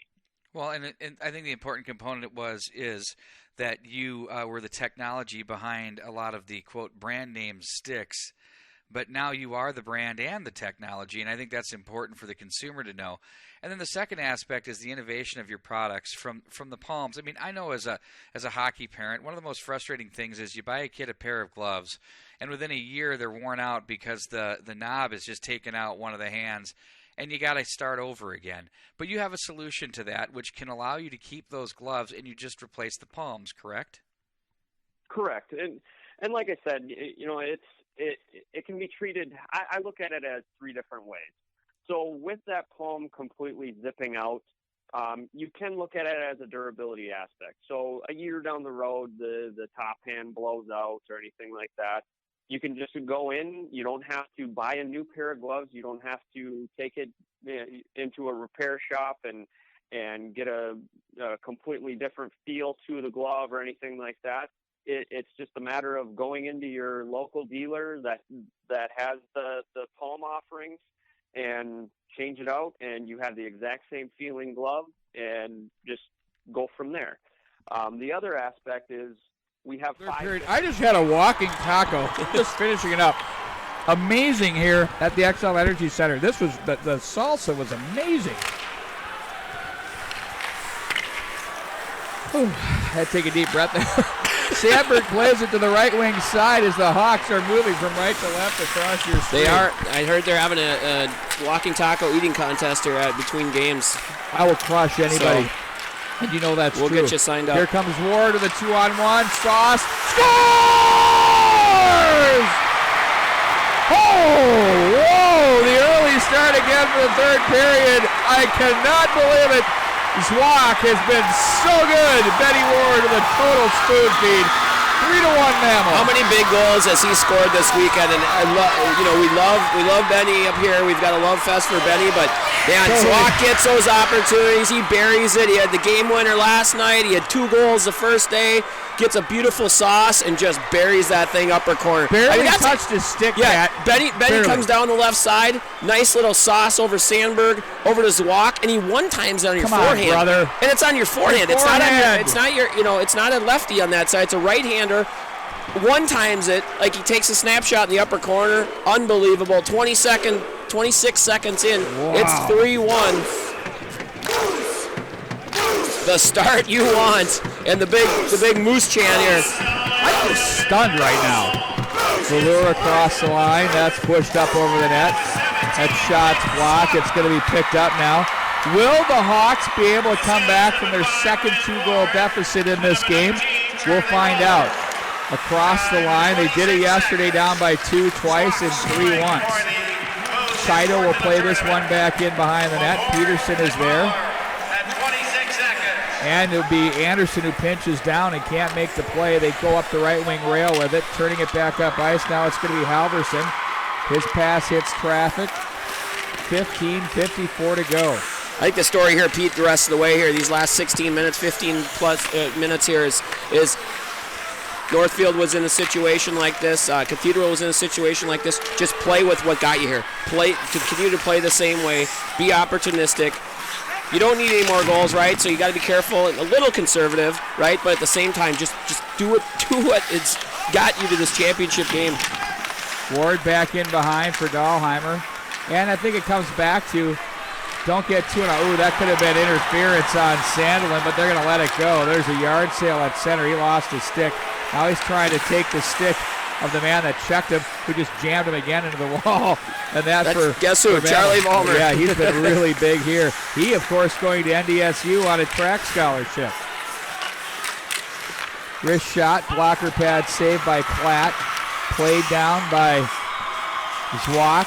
Oh, gets away from one man. Nifty move there. Thomas Vanek-like right there. Very That's what he kind of reminds me of. Creates a little better skating version. Yes, How's that? but I mean, he's got the kind of the size mitts. and his good hands, and he can, he puts it away and he scores big goals. And I thought about that Wednesday. I didn't want to go there with it, but until I saw him. But he's kind of this high school Thomas Vanek right now. What a feed from Ward. Oh. But I think you're right though to suggest that what he had to do, because he's in stride, he couldn't catch it. He had to just chip it. And it just bounced. I mean, that feed, it just bounced perfectly on a stick. And he just, Okay, these guys can be 50 years old at class reunions and still talking about that feed. Yes. There's no question. I mean, that's the part about this stuff that's just amazing. To the right wing side, it's played back up to center. Across the line, wide of McEwen. Again, opportunistic. 1 shot, 1 goal. 3 minutes in, they've got 1 shot, 1 goal. It's turned over at the line. Great to see. That's deflected off the defense. Indeed it is. Medill. That's going to be Baker off the boards. They'll play it to the left wing side now for Herter. He works one-on-one. Stopped there by Stimminger, then jammed by Two Voller. Man, he is so physical. And it's the more this goes on, these unsung hero guys, all tournament long, you're just seeing guys, and there's and we talked about their D, just falling in love with him too. Tim Kolamainen alerted me to this Mammal team a long time ago at the start of the year. He goes, you know what, man? They got this line, this group of kids. I'd watch out for these guys, and he's been absolutely 100% correct. Hey, when Tim knows his stuff, when he says something, you make sure you listen. Yeah, I took note. He's not ever wrong. I took note, and I made it mine as they pin up on the wall now. To the right point. Sent back in behind the net. Sandberg plays it around to the right wing rail. It's going to be Judnick. 13-10 to go. The Hawks trail by 2. Now it's going to be Zwak again. He has the mullet working as well. Left wing to Ward from. Now he's going to head off to the bench. And the Hawks will take it. Looked like they had a little transitional thing going there, but instead it's at the line. Hawks try to fish it out of the zone. Velour is there. He'll advance the puck ahead for Judnick. This next one, Pete's going to be big. Mammal gets this next one. I don't know. I know they got the firepower, but 12 minutes to score 3 goals. It's a tough road here. Against the team that's really kind of locking down on him and really working hard defensively. Interesting to say, absolutely.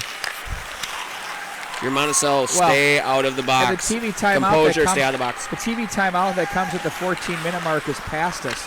And so when we get to the next one at the 9-minute mark, it's not going to have much of a benefit for either side at this stage of the game because the flow of the game's continuing. Right. Now with 12:05 to go in the period, and that does matter. Sandberg will have to reach back to get his own puck back in his zone from the right wing side. Plays that to center. That's off the skates of Jocks. Poked off his stick and then sent back in behind with Sandelin's help. That's fanned on at the line by Peterson. Plays it over to the left wing side. Colquist shivered on the play by Voller. Turns it over, but now Sandelin. Oh! Charlie Vollmer. 2 more hits for him as he hits 2-man forces turnovers. Here comes Ward up the left wing side. Blows by Peterson. Oh, and he goes wide. Now it's Zwak to play it for Ward, who gets a stick on Sandberg. They're not impressed. The Mammal Moose could care less about the accolades of the Hermantown Hawks at this stage of the game. You can tell. Agreed. Played off the left wing side to Colquist. Now it's picked up. Oh, down on the ice goes Peterson. Comes back away with it. Calmly across center. Chucks that one back in behind. He'll change along with Colquist. On comes Velour. 11 minutes remaining in the third period, a 2-goal deficit.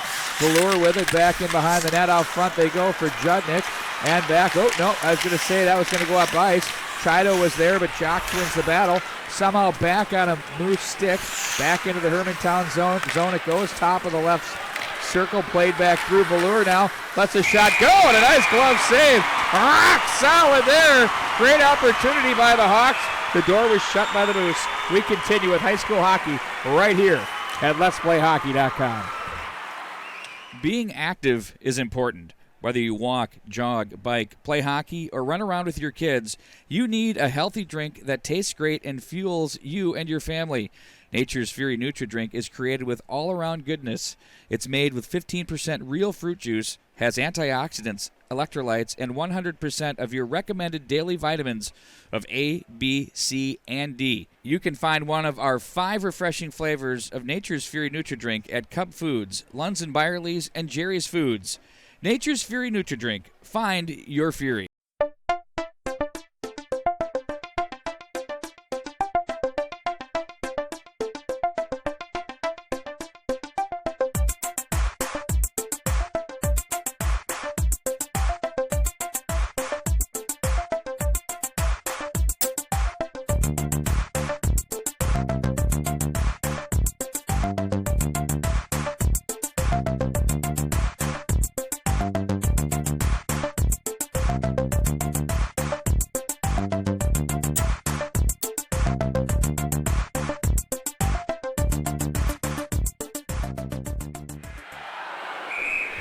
An incredible hockey game right here on Let'sPlayHockey.com, presented in part by Pick and Shovel.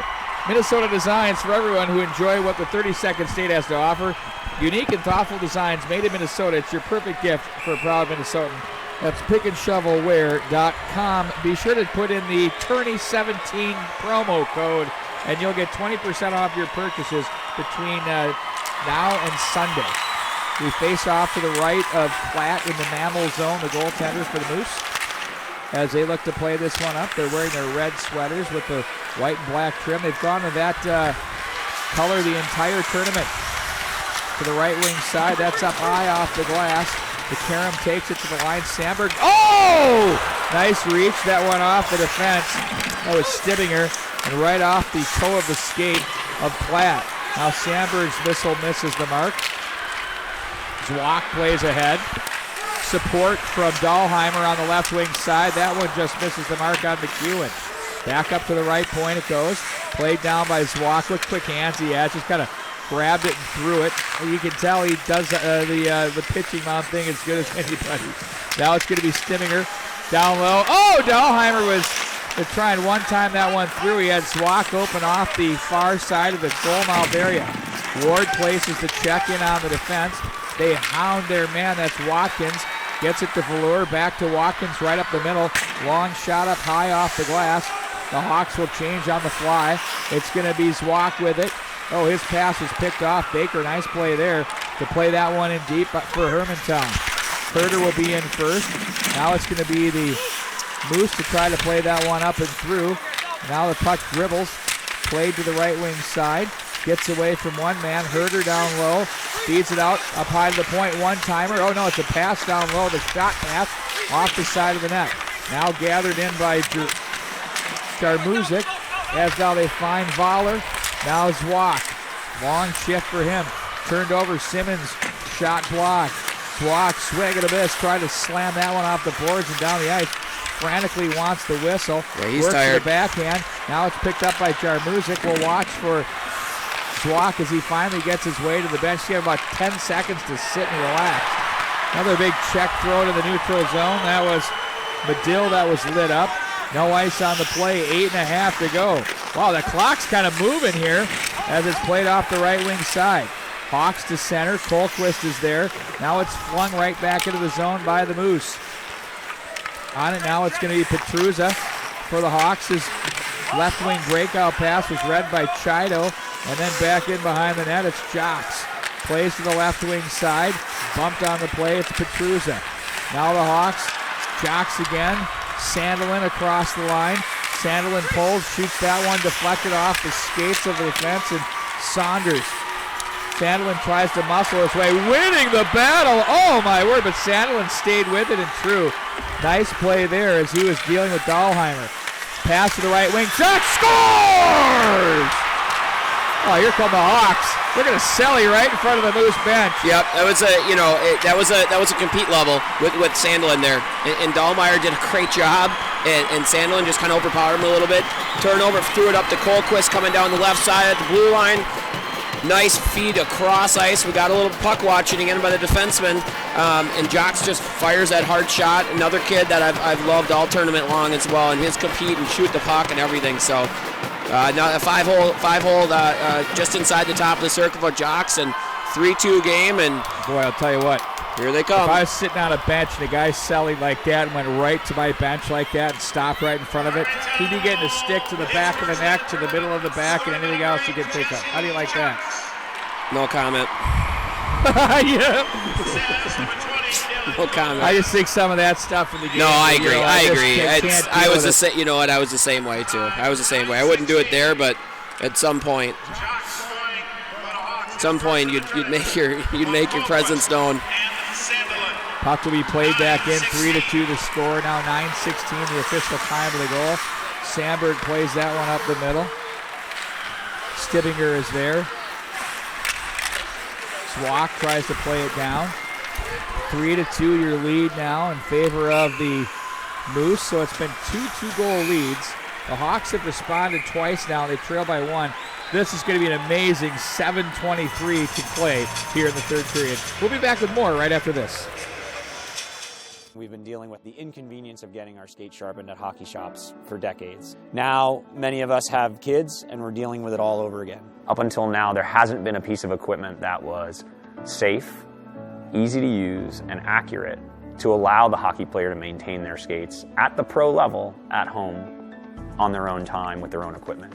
The Spark Skate Sharpener delivers to every player a piece of equipment that allows them to maintain their skates at peak performance every time they get on the ice. If you don't have confidence in your skates and the edges that you have, you're not going to play the game that you're capable of playing. When I first heard home skate sharpener, yeah, I've heard of that before. You know, it's too hard, it's too big, it's too messy, all those things that I thought about when I think about skate sharpening at home. That's not what this machine is. You push a handle, you stick your skate in it, you push a button, and 2 minutes later you have a sharp skate. I think that it's just one of those things that people have lived with till now, because there was no other solution. To me, I think this is exciting because it changes all of that. We taken the existing grinding technology that was out there and packaged it to be really a consumer product and a friendly product that's easy to use. It has sliding guards that make sure that the skate is properly clamped and you can't get your fingers inside there.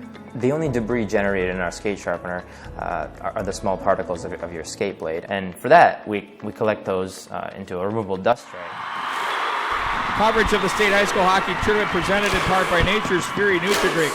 PickandShovelware.com. Top-tier athletes, Sparks Hockey and True Hockey. Wow, what a game. Shot on goal by Ward. Big shot from the point. Swatted away. Swak. Shot, stick save McEwen. He had to be good on that one. You make that save, or is that the outside of the pipe? He got the stick on it. Who said your eyes were going bad? I'm great for distance. You have your moments, yeah. I'm great for distance. It's just, thank the Lord, because I can't see anything in front of my nose. Here come the Moose back out of the zone. Dahlheimer had Ward with him, plays it to Ward behind the net. Swak in to help out. Kind of went token on the poke there and just kind of bailed.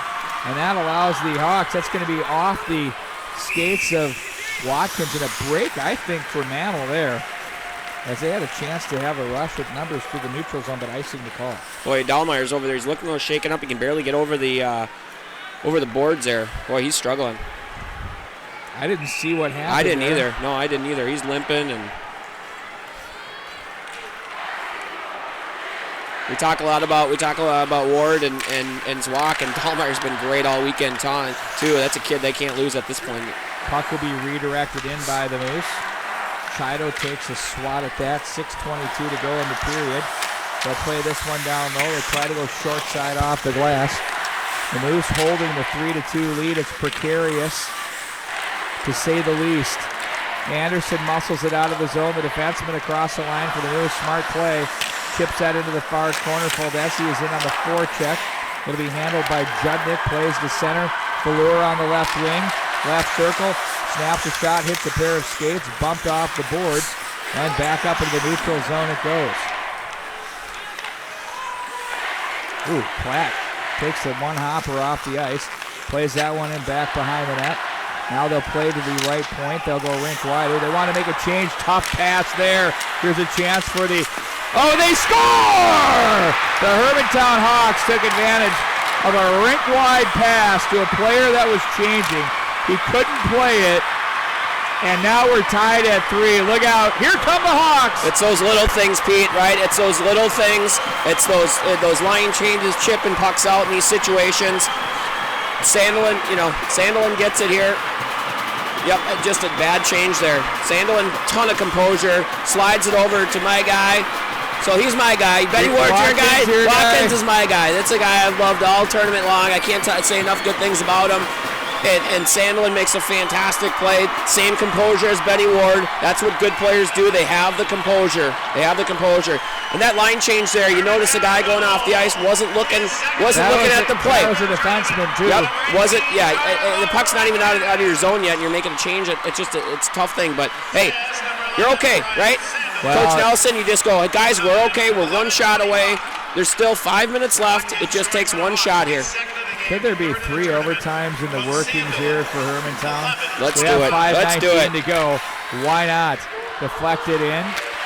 We need to negotiate that by the hour instead of by game contract. Yeah, really. I mean, everybody at this building. Sent down the left wing wall by the Hawks. Offensive zone, chip to center. Sandberg on the puck, plays this one rink wide. Ward trolls the scene. Again, in this game, the Moose have never trailed. To recall, I don't believe St. Cloud Cathedral ever trailed until the last goal of the game. Nope. To the right wing side, looking for Zwak. There's a shot that hits traffic. Velour is there. Dahlheimer, no worse for wear for when he was shaken up. Plays it rink wide. In his own zone up high at the blue line, it's Zwak who plays it ahead. Ward gets a stick on that one. Sandberg plays it over to his partner on the right side to get it back. Anyway, so it's turned over up at the line. Sandberg again. He's had quite a few turnovers here in this game. Here's a chance. They had a man trolling through the neutral zone. That was Judnick. And we have a whistle on the play. We're going to keep it here for the final break. Shots on goal read 34-12 in favor of Hermantown. I'd like to remind you that coverage is presented in part by Sparks Hockey. At Skate Sharpening Evolve, pro quality and anywhere. Be sure you can still get to the expo. It's open till 5 today.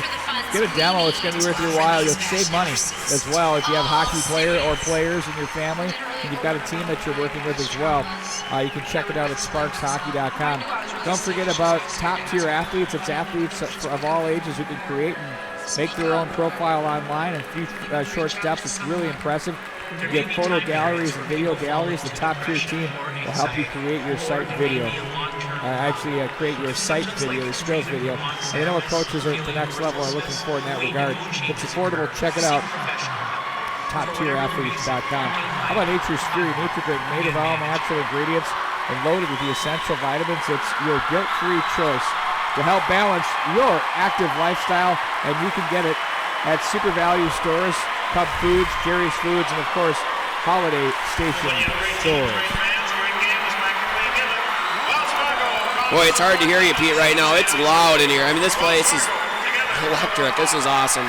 Yeah, when they developed the 2-class system, if you could take a picture of an environment and the drama, everything else, this is it right here. 4 minutes left. You got the underdog, the first time squad. You got the team that's been in the championship eight years in a row, and the firepower. It doesn't get much better than this. Who everybody is all over all the time.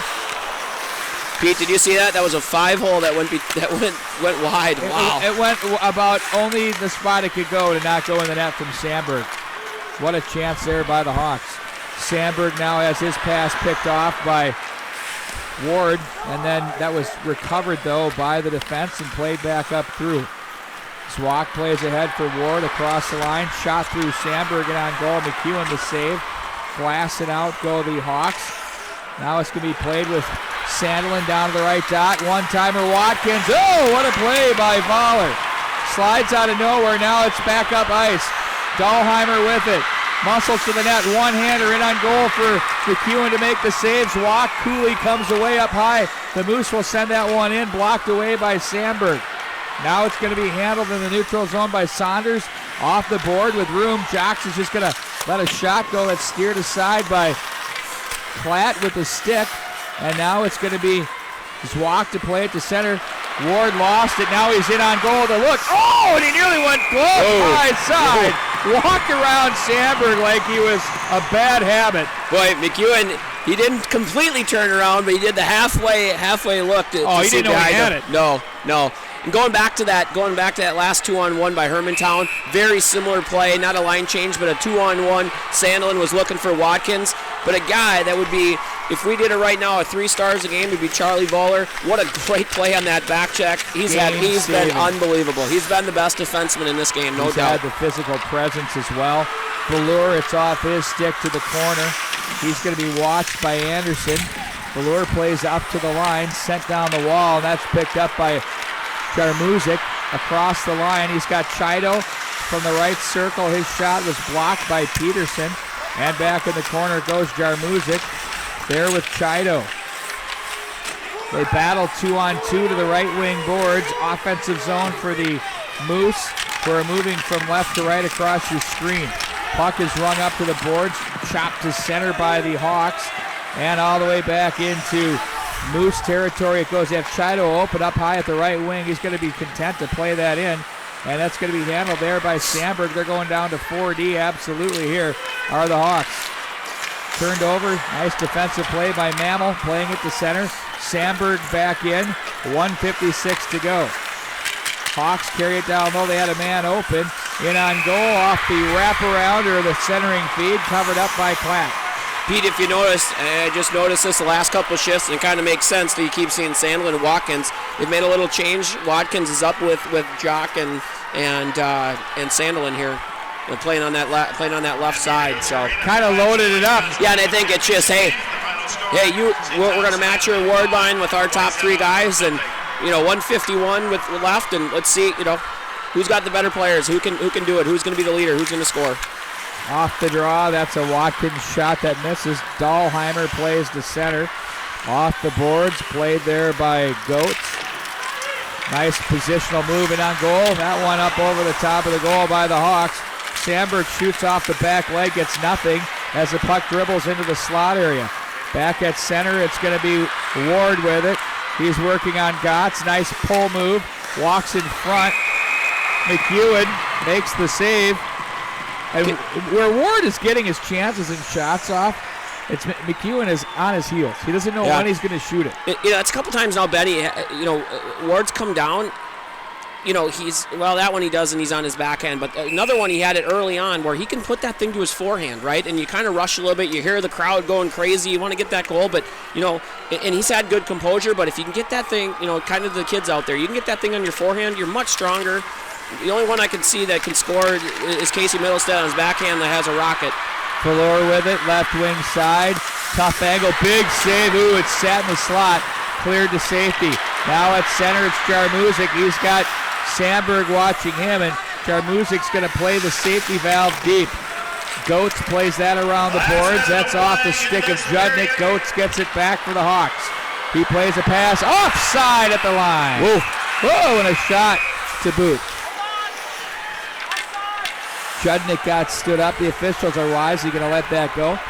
Got to be careful on those line changes, right? And they play a 200-foot game, and they can transition so well because they got such good defensemen, and their forwards see the ice so well. And that offside, weak side guy, they've done it a few times in this tournament. Sandelin's got behind some guys, and you got to be careful at this juncture when you're making those line changes. That weak side guy can't make that change. He did there, and they almost got caught. If that offsides, he was in on a half breakaway. Faceoff comes all the way down on the intentional offsides. That's a tough call for the Hawks. With 55.6 to go here in the third period. Ward, the clean draw down low. Zwack was there. Ward chases it to the left wing corners. To the slot. Dahlheimer shots blocked. Look out. They pinch. Hawks with the move. Up the left wing side of Sandelin.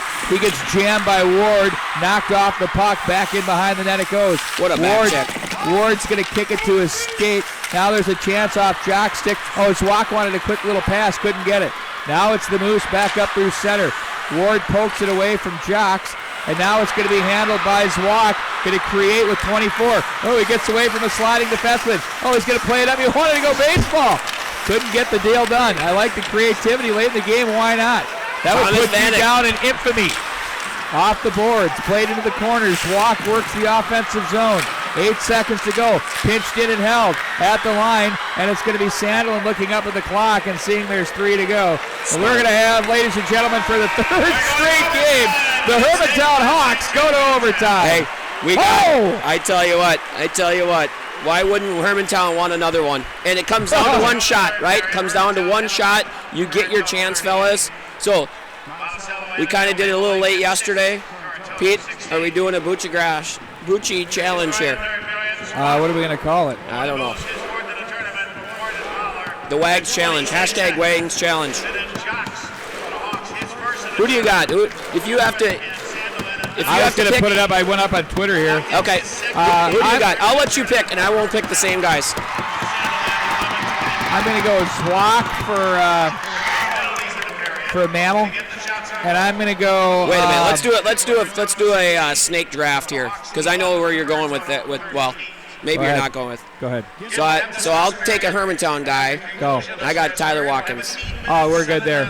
Okay, good. I'm going with the Sandman. You like Sandy? Yeah. Jump on my back, Kirby Puckett yesterday? Yeah. Okay. Clutch player.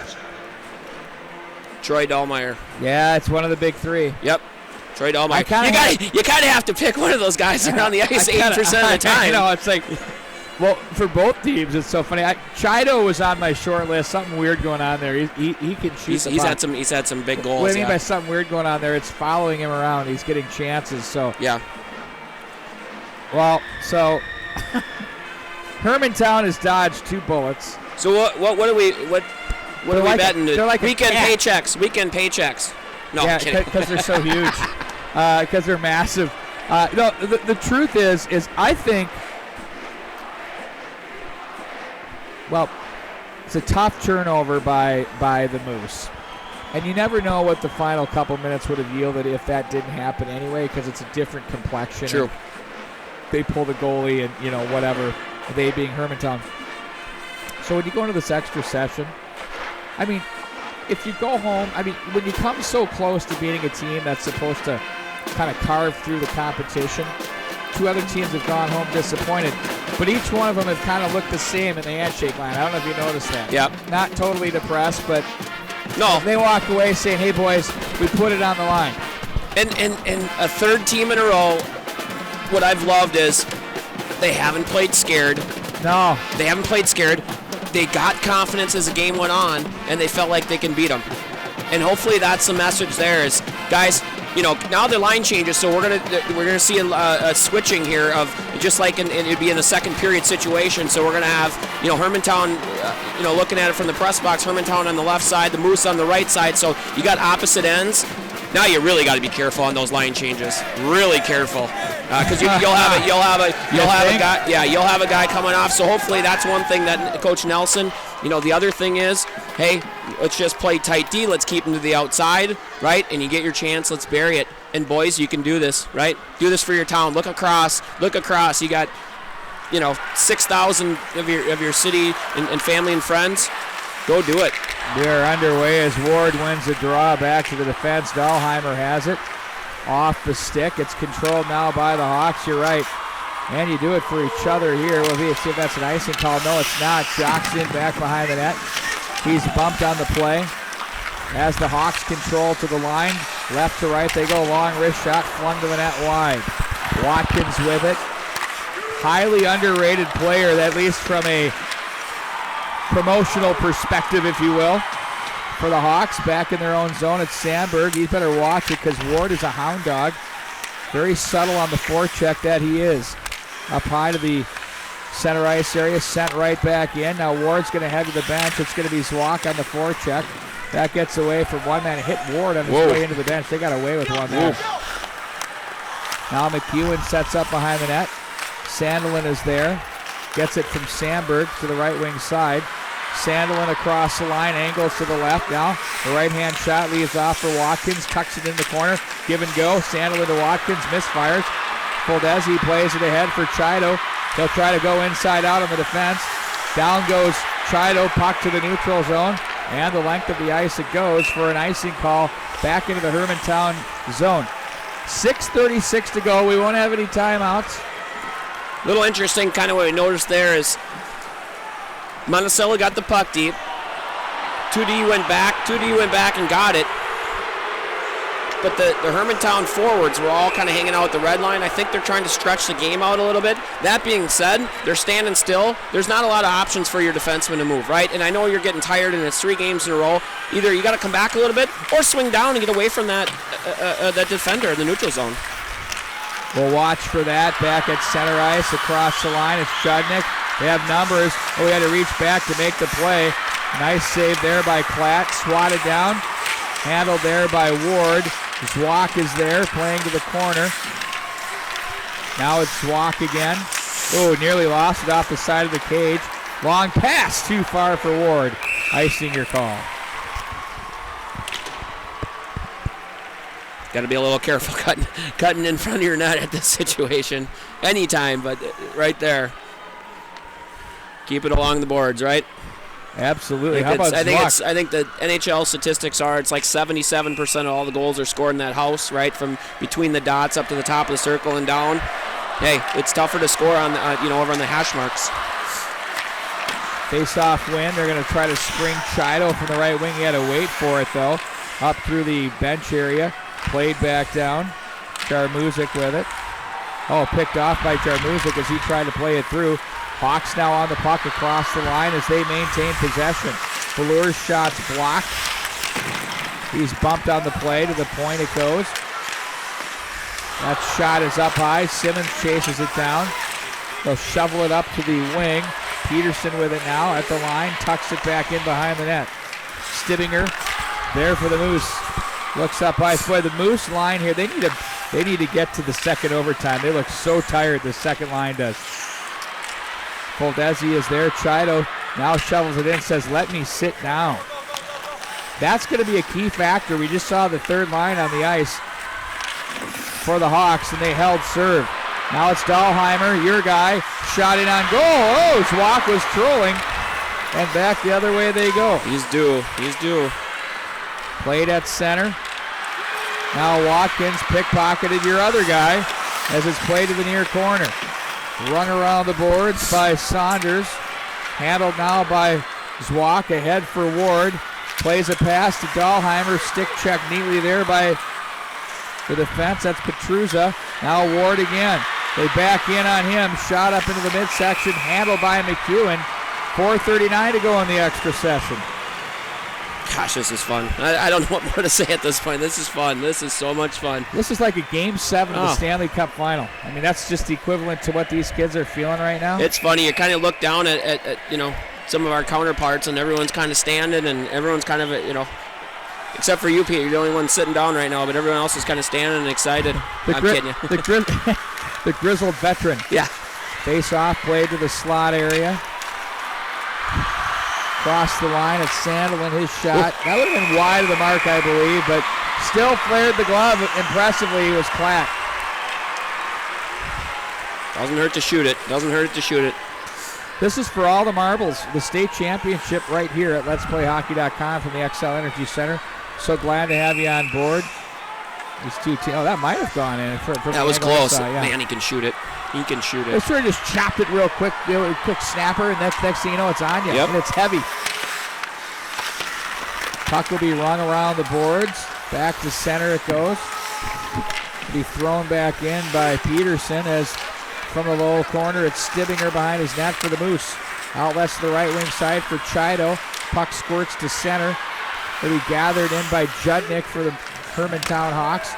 Simmons will chase to the corner. Off the boards and jammed on the play with Stibbinger. He got up kind of gingerly there, but he's no worse for wear. Catches the puck off the netting. Hands it to the ref. Big forecheck. I believe that was Judnick. Just let him have it. Oh, it's Simmons. No, Parker Simmons, yeah. Nice clean hit. Ward's line's back out, so we got to get that Jock line back out there.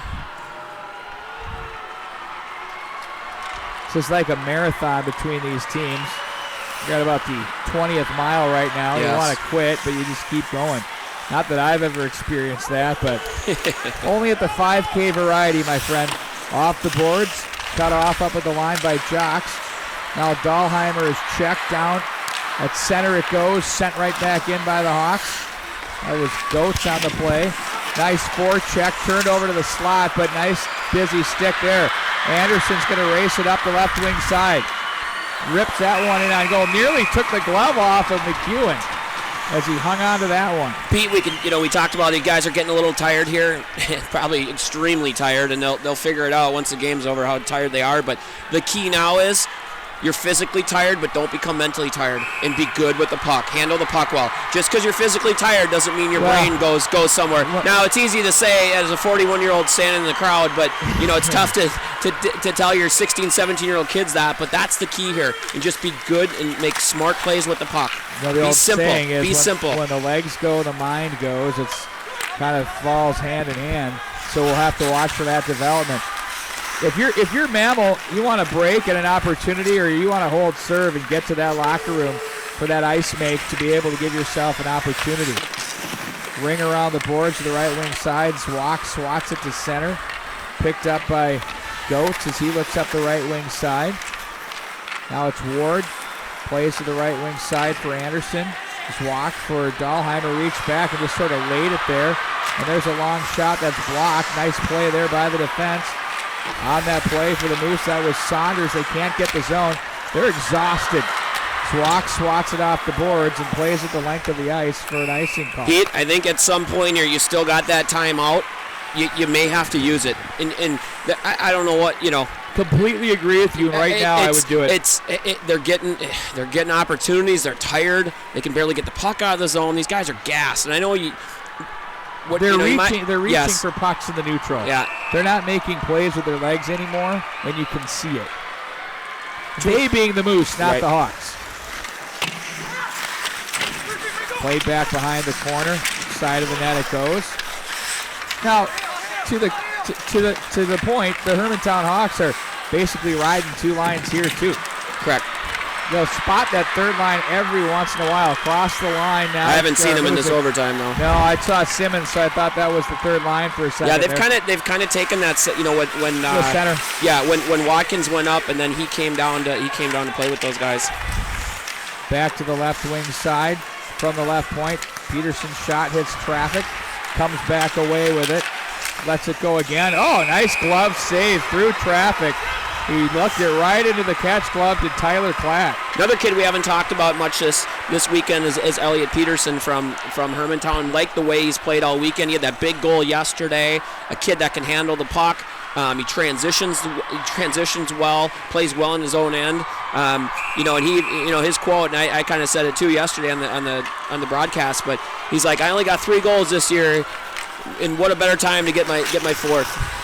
No doubt. Sorry, 2, and he got his 3rd. So now it's Sandelin from the corner, wedged away by Stibbinger. His pass to the point, picked off. Down low it goes. Oh, and it's poked away. Jocks was open in front. Now the Hawks send one through. Puck dribbles through. Shot save. Sandelin, 2 opportunities. Door shut by Klatt. Stayed down on his knees for a bit there. Now it's Sandelin, right side, lost his shooting angle. Stibbinger went down into the ground and took it away. Ward tries to play it through. Looks like a power play now for the Hawks. They got to get the timeout. Now it's going to be handled on the left wing side by Dahlheimer. They're hanging on for dear life here with the Mammal Moose. Poke the center. Goodness gracious. The problem is they're tired and they're getting out of position. And I mean, the puck went back to the point a couple times. He had 2 or 3 guys rushing out to the point. It looks like they maybe got a center high fort or a D zone. But you can't have all 3 guys running. Off the boards, Jocks. Now it's going to be Dahlheimer with it. Plays it rink wide to Zwak. He has nothing left. Plays it in deep. The only guy that doesn't look tired out here is Ward. Yeah. Chido now plays that back in. Those guys had a nice rest, though. The second line did. 28 to go in the extra session. It's definitely part of the story, though. Now it's going to be Jarmuzic across the line. Fakes the shot, carries to the right side. Nice defensive play there. Takes a big chop at that. Ooh, and he gets jammed away. Oh, my word. This is a power play coming up. Now you call the timeout. Oh, down on the ice goes a you know, they're calling him interference. That arm did that. His elbow came up. Yeah, he got an elbowing call, but that might have even been head contact too. But that's where I was going. Yeah, with it got up high. It got up high. It's on Jesse Jocks. Absolutely, he got it right in the head. You can't not call that. No. Oh my word. And I don't think he's going flying in trying to hit him. He's just completing the play, and he's unfortunately competing, his elbow just got up a little bit. He's competing, and that's part of it. Yeah. But definitely a call there. Ward wins the draw, 12 seconds. Zwack plays to the right side. Wants it back, shot, deflection. Swatted at, played through. Ladies and gentlemen, we're going to have a second overtime. Not lying, I have no problem with that. No. Oh. Nope. So the power play will last for 146.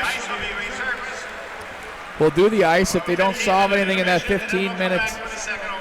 Good news is you can go get another walking taco. No, I don't need. I'm done for the day. Can you give me a malt while you're down there too? From Steffi's. I'm done for the day. Hey, I'd like to remind you once again that our coverage all weekend made possible by, and it's been great, by Nature's Fury Nutri-Drink, Pick and Shovel, top-tier athletes, Sparks Hockey, True Hockey, and Gemini Athletic Wear. We'll take a timeout. We'll take care of some business, and back we go into the second overtime. You can stop by the Tournament Zone that's located near Section 113.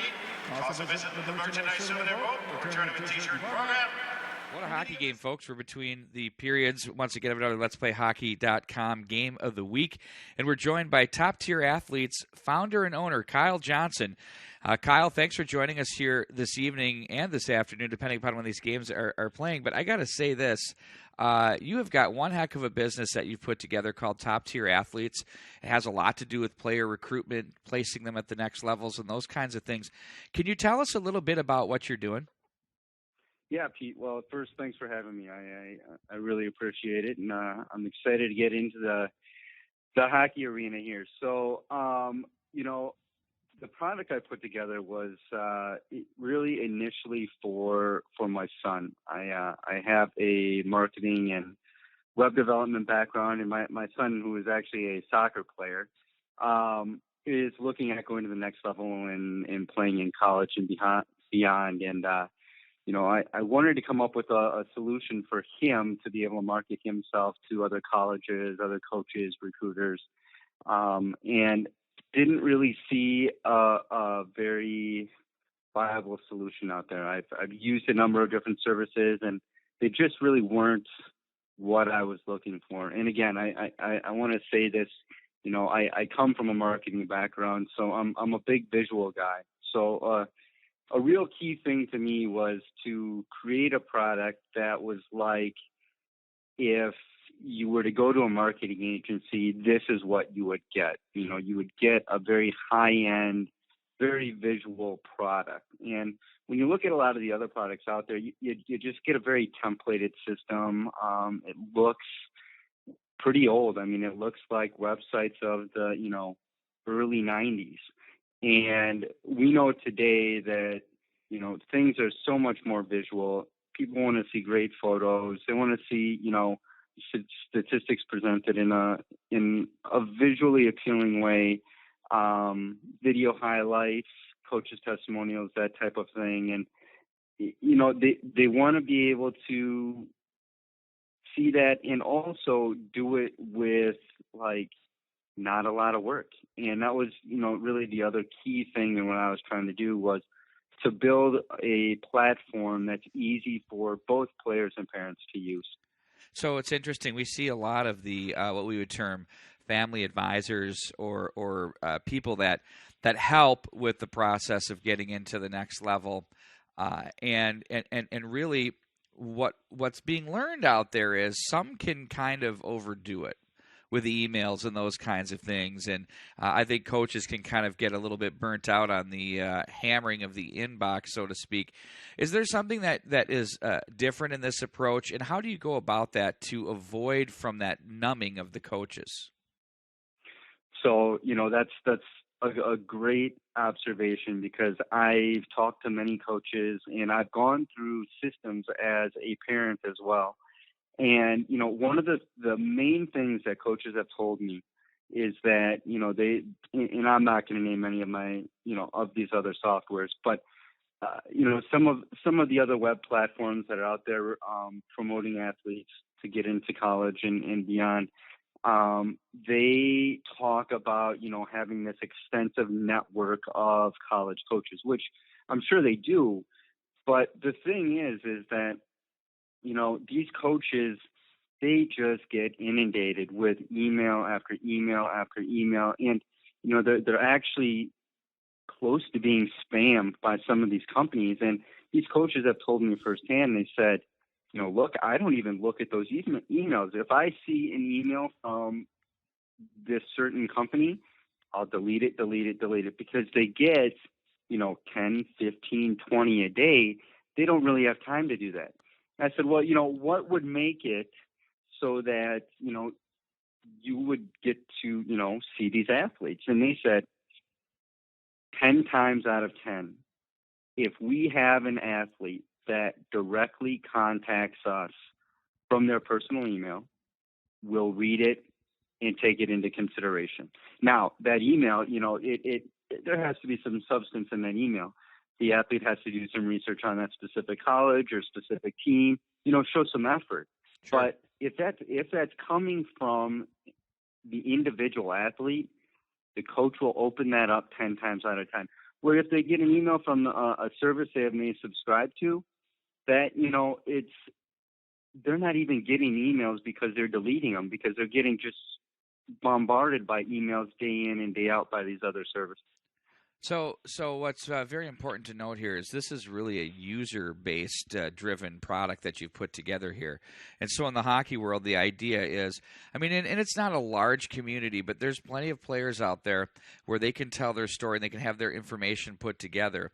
I know at every level there's a market for this, whether it's the junior college or professional ranks, where they, you know, you mentioned telling the video story, the visual story, and also the background of the person's story, you know, whether that's a statistical setup and the graphics that you have to take such a great job there. And they catch your eye quickly, and they at least, I think the idea of this is to give coaches reason to come out and see you play and meet with you. I mean, would that be a fair assessment?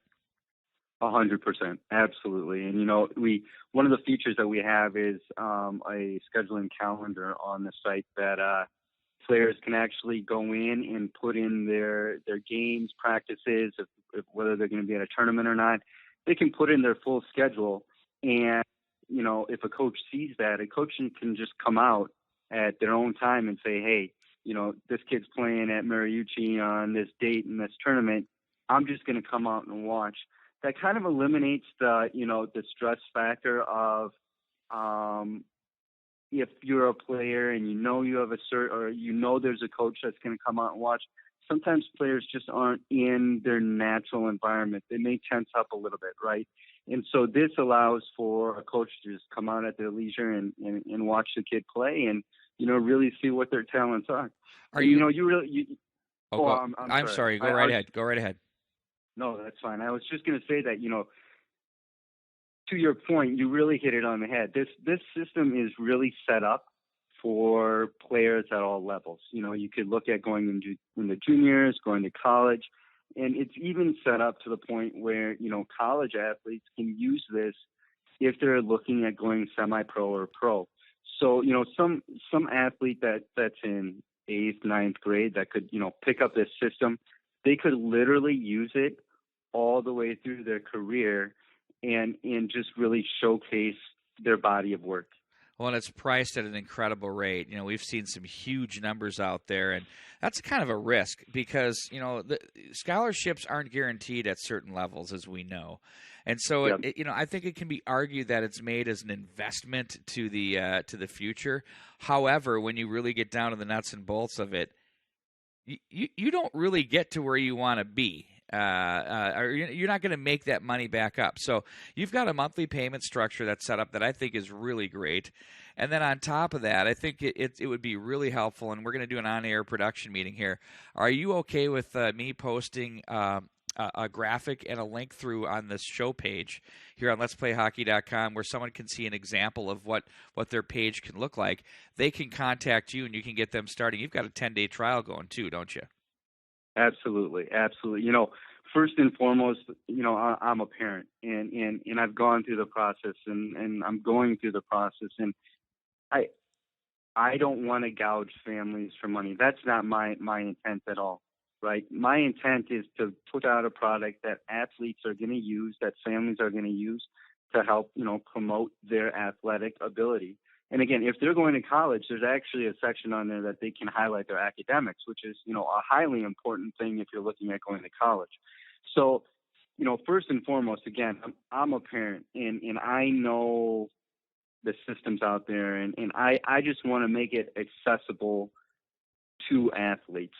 And then absolutely, yep, we have a 10-day free trial, so there's no risk. You don't have to enter a credit card or anything, and you get a free trial. Just get on the site, try it out, get some pictures up there, get some stats up there. Maybe embed some videos if you have them on YouTube or Vimeo already, and see what it's like. Give it a whirl. There's no risk at all, and we have a great price right now. So we're actually going to be running a promo as well here, and it's a discount just for the Let's Play Hockey family per se.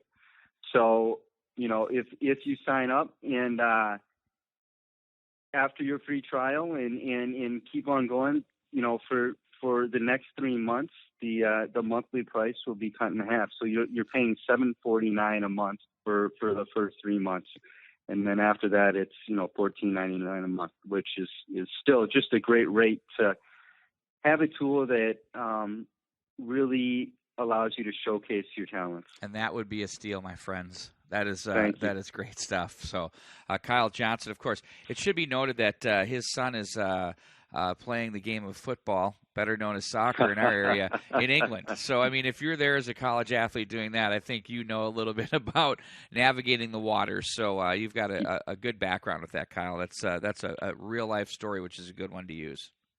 It is. It's been an amazing experience. The website is toptierathletes.com. His name is Kyle Johnson, owner, founder of Top Tier Athletes. Thanks a lot for joining us, and good luck to you the rest of this summer, and we appreciate your product. It's a great fit for what we're doing here at letsplayhockey.com. Thanks, Kyle. Perfect. Thank you.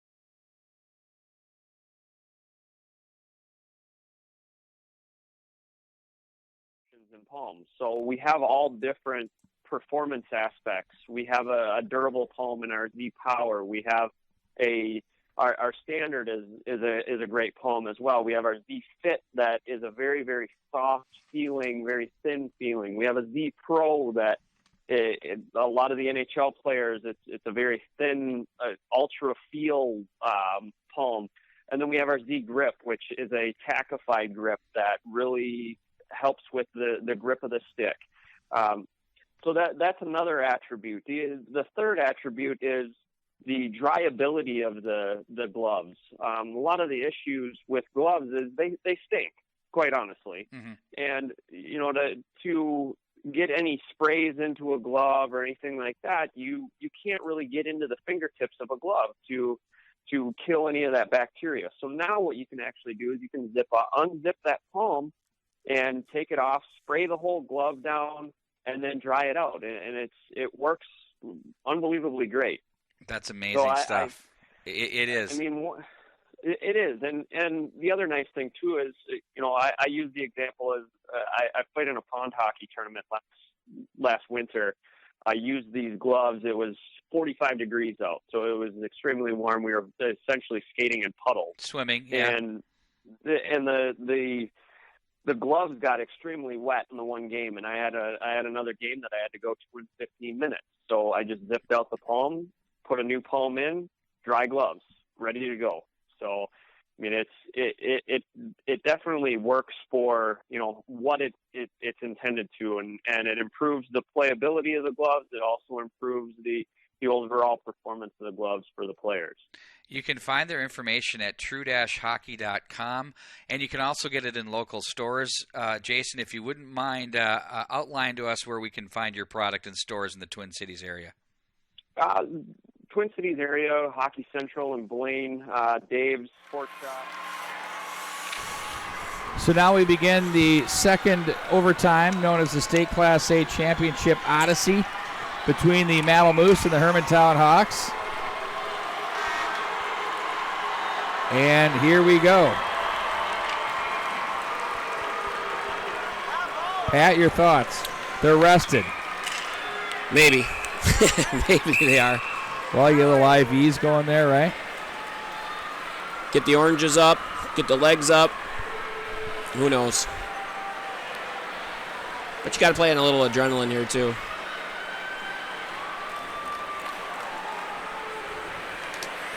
All right, what are we waiting on here? They're putting the score.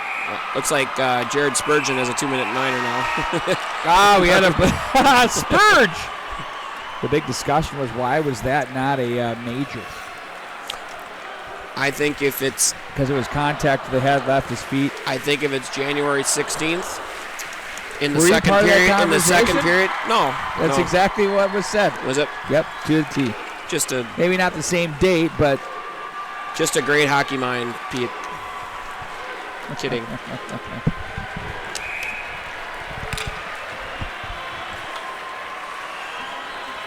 Here we go. It's going to be Ward in the face-off circle against Watkins. 5-on-4 power play for 1:45. Mammal with the extra man. Across the line they go, looking to capture their first state championship in their first appearance. Ward takes a swing at it. Big swipe on the puck, and it's cleared by Watkins. 1:28 to go in the man advantage. Stibbinger with it. This is the second power play of the game for the Moose, and they're offside at the line.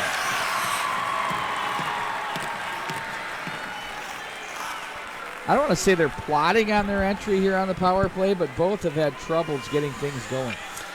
Yeah, I would agree, but part of it, give credit to Hermantown, too. 100%. They do such a great job this whole weekend. That's the one thing on their PK that I've really, really liked.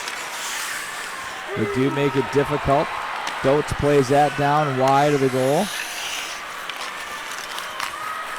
And now it's going to be Watkins through center.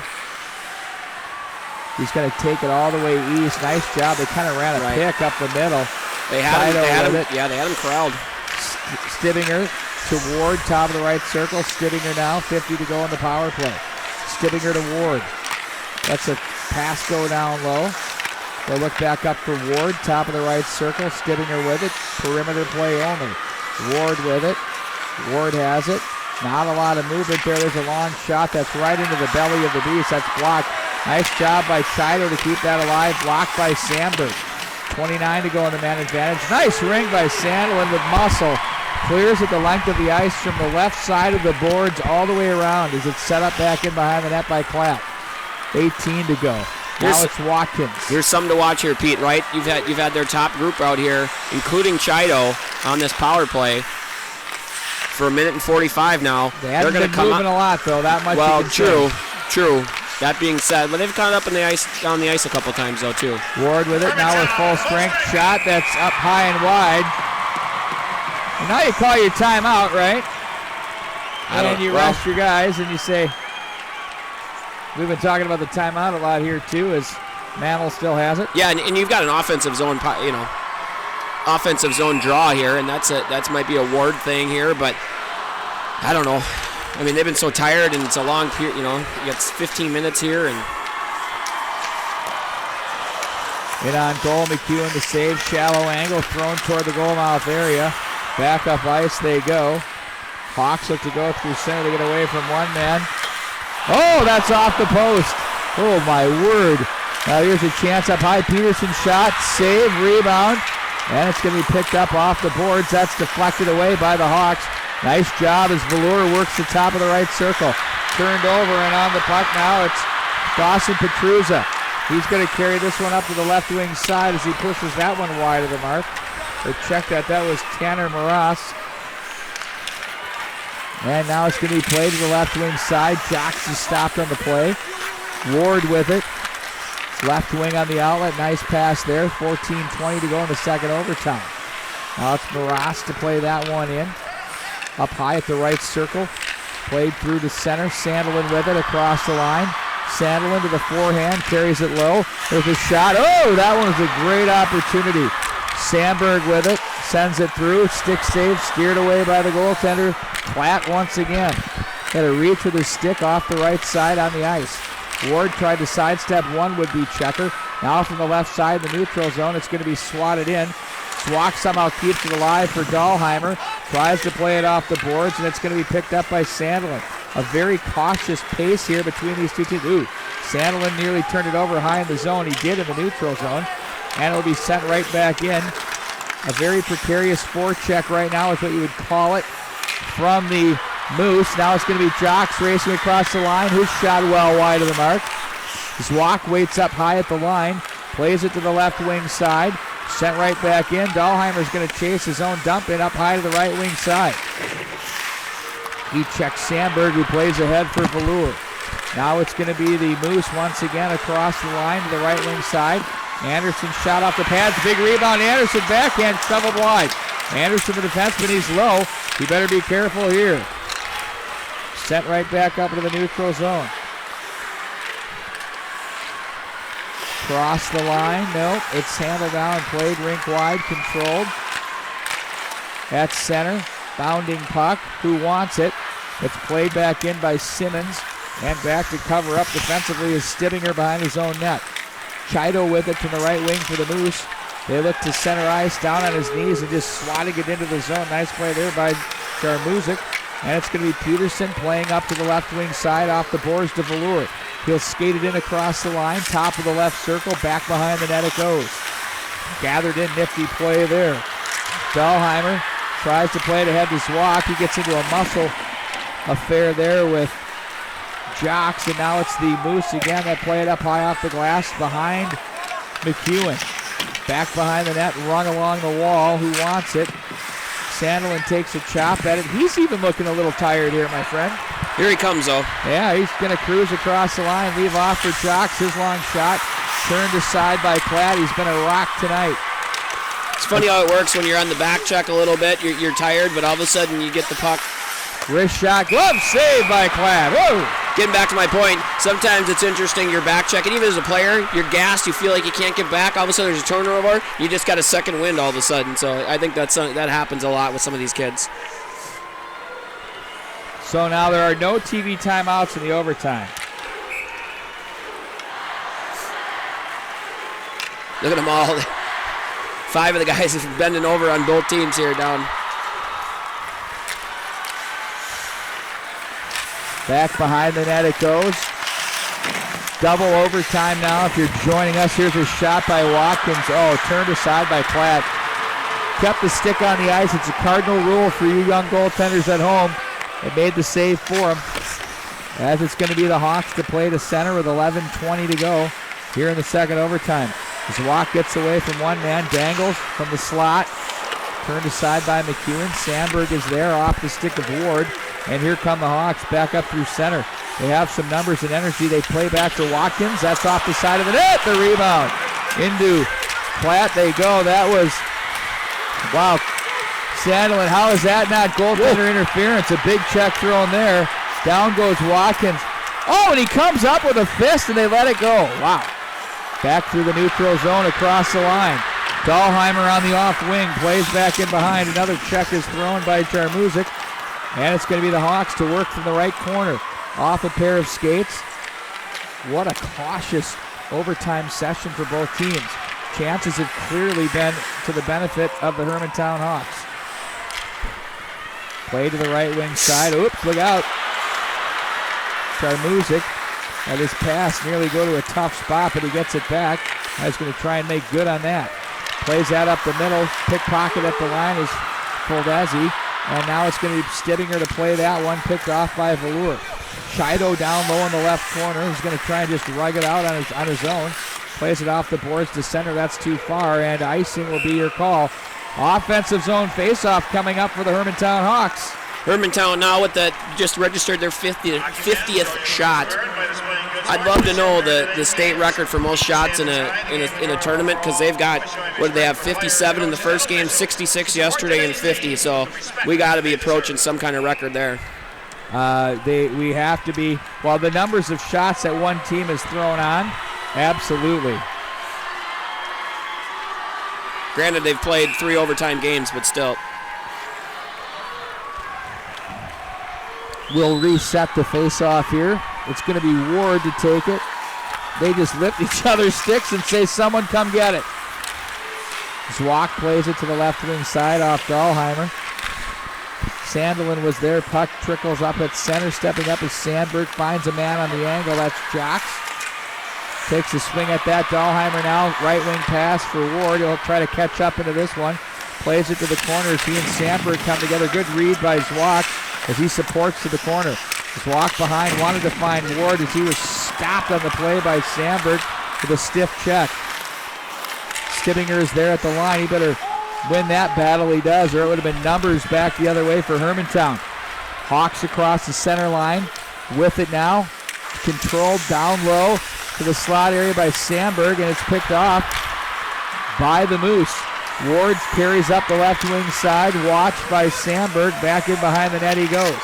The Hawks trailed by 2 twice in this hockey game at 2-0 and 3-1. Tied it at 3 in the third period. Oh, and here we are in the double overtime as Chido overskates that. Simmons bothering him, but now they play it back in behind the net for Voller. Now it's going to be handled at the line. Charmuzik with it as Chido tries high blocker, misses the mark, and back to center ice it goes as the Hawks clear to safety. They'll come back away with it, back behind the net with Peterson. He goes rink wide. And up ice, that's Petruzza. Finds Velour. Velour cuts to the forehand, and that's blocked off the stick. Nice defensive play there by Tyler Anderson. Oh, poked off the stick of Velour from the left circle up to the left point. Hawks with an opportunity. Peterson's shot buzzes wide. Petruzza plays it to the corner. 8 minutes and 15 seconds left here in the second overtime. They play this up to the left point from the top of the circle. Down low they go. Nice play. Peterson keeps the cycle alive. He's going to get it back. Walks. Lost the handle. Shoots. That's off once again a defenseman, Tyler Anderson. Oh, that's out away from the outstretched stick of Velour. Peterson, how many shots can a guy have in one shift? Nothing is getting through. Back in behind is Velour. Looks out front. Defense collapsing in defensively are the Moose. They need to clear the zone. They do. Back at center. It's sent back in off the boards behind the net. Set up by Platt. Waits for help. Anderson comes to get it as the Moose get a partial change. Now it's going to be Zwock who's out. Plays that through. Dahlheimer takes it on the move. Across the line. Finds Ward. Left off. Now it's Zwock to play this through. Batted down by Sandberg as he plays to the right wing side. Jocks, winds, shoots. That's blocked off the equipment and up and out of play. With 7:17 to go, it's still 3-3. Interesting. I was watching while Velour's line was out there, and I'm looking over, and Ryan Sandlin had his leg up on the dasher, ready to go for probably 45 seconds. You don't think he's anxious to get out there and get one for his team and win another state title? It's been. I don't know if you want to call it a war of attrition, but I mean, let's face the facts. The Hawks are the same lines are playing against the same lines. It's a two-line affair between these two teams. Zwock plays this one ahead for Ward. They're offside. Dahlheimer. McEwen will play off the side of his Hermantown goal for the big defenseman, Sandberg. He gets some help from Sandelin. And now it's Sandberg again, stood up on the play, spins away. Sandberg shot, glove save. That thing came in a hurry from a shallow angle, but a nice glove save by Klatt. Yeah, he's got Sandberg's got a little extra jump. We've seen about 3-4 rushes here, starting on that right side, coming down the left, and getting some good shots. And he's had enough gas to get back. Benny Ward, but 3-4 minutes ago was coming down the side, and he had enough gas to get back and that long reach to knock away. We had 3 overtime games for the Hermantown Hawks. 3 days in a row, actually 3 out of the last 4 days. They've had to play some extra sessions here, and they've been doing a nice job of. Their conditioning is very good. That's the one thing I've noticed is, their pace and tempo has slowed down a little bit, Pat, but they're definitely okay. No, I would agree.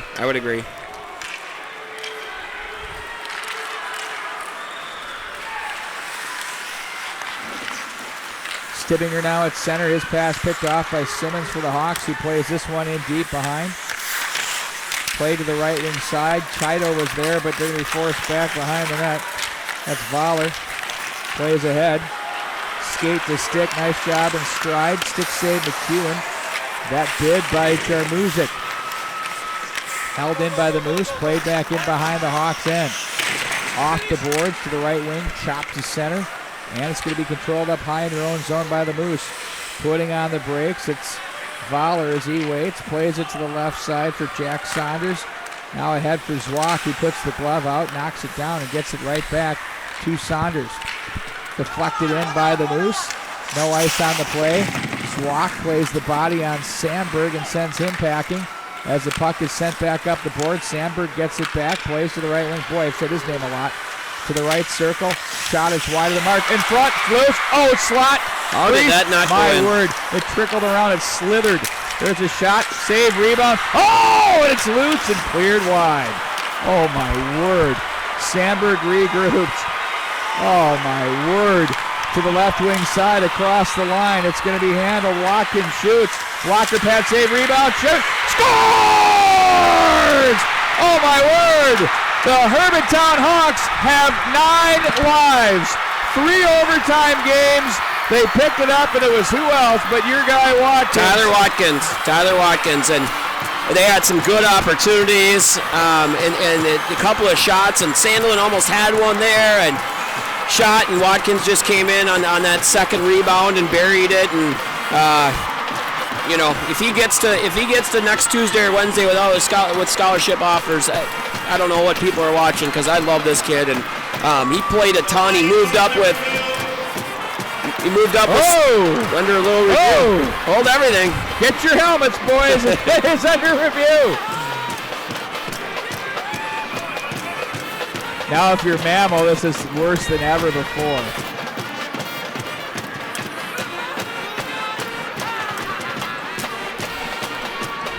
So the band is playing. We're not seeing what the replay is here up in the box. So what?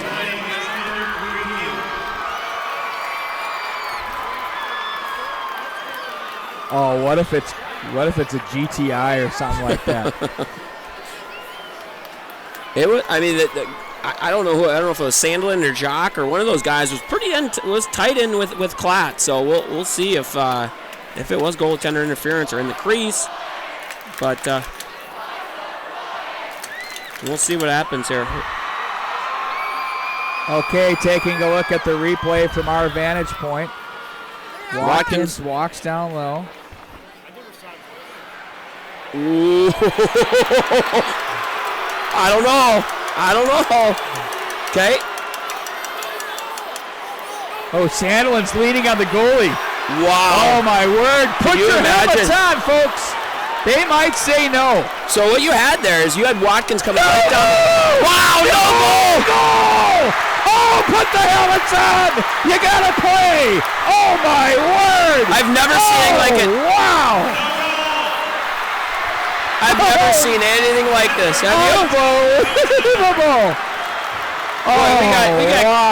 We got to get state officials off the ice. Oh, my God, they're bringing the tables, all of this stuff. Wow, the Moose So now we're on life number 4. I got a question. Oh, Everyone's got the same gloves on. How do you figure out whose gloves you have here? Oh, this is incredible. I don't know. Just pick up some gloves and figure it out. So I don't know. Actually, they slashed the goalie with Jocks. Jock. And then Sandelin just leaned on him and pushed him down. Absolutely. That's a nice wily veteran play, but the absolute right call was made. He shoved a player into the goalie, and then he leaned on his left shoulder. As he was pushing him to his right, he could not get the left pad extended. And you had two guys. Absolutely the right call. You know, Pete, I think you had two. You had two. You had a slash. Serious injury to the players and officials in this championship game. And as always, anybody who's caught during the man the ice is subject to being ejected from the building. So please, don't agree on any. Wow. What in the world? No, they're literally over there trying to figure out whose gloves are which. Look at Sandberg. Somebody's got my glove. There's one laying on the ice. They don't know whose gloves are gloves. It's crazy.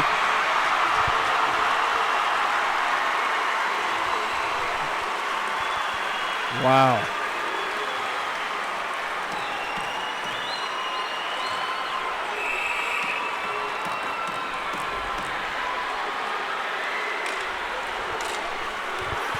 Well, here we go, folks. It's not over.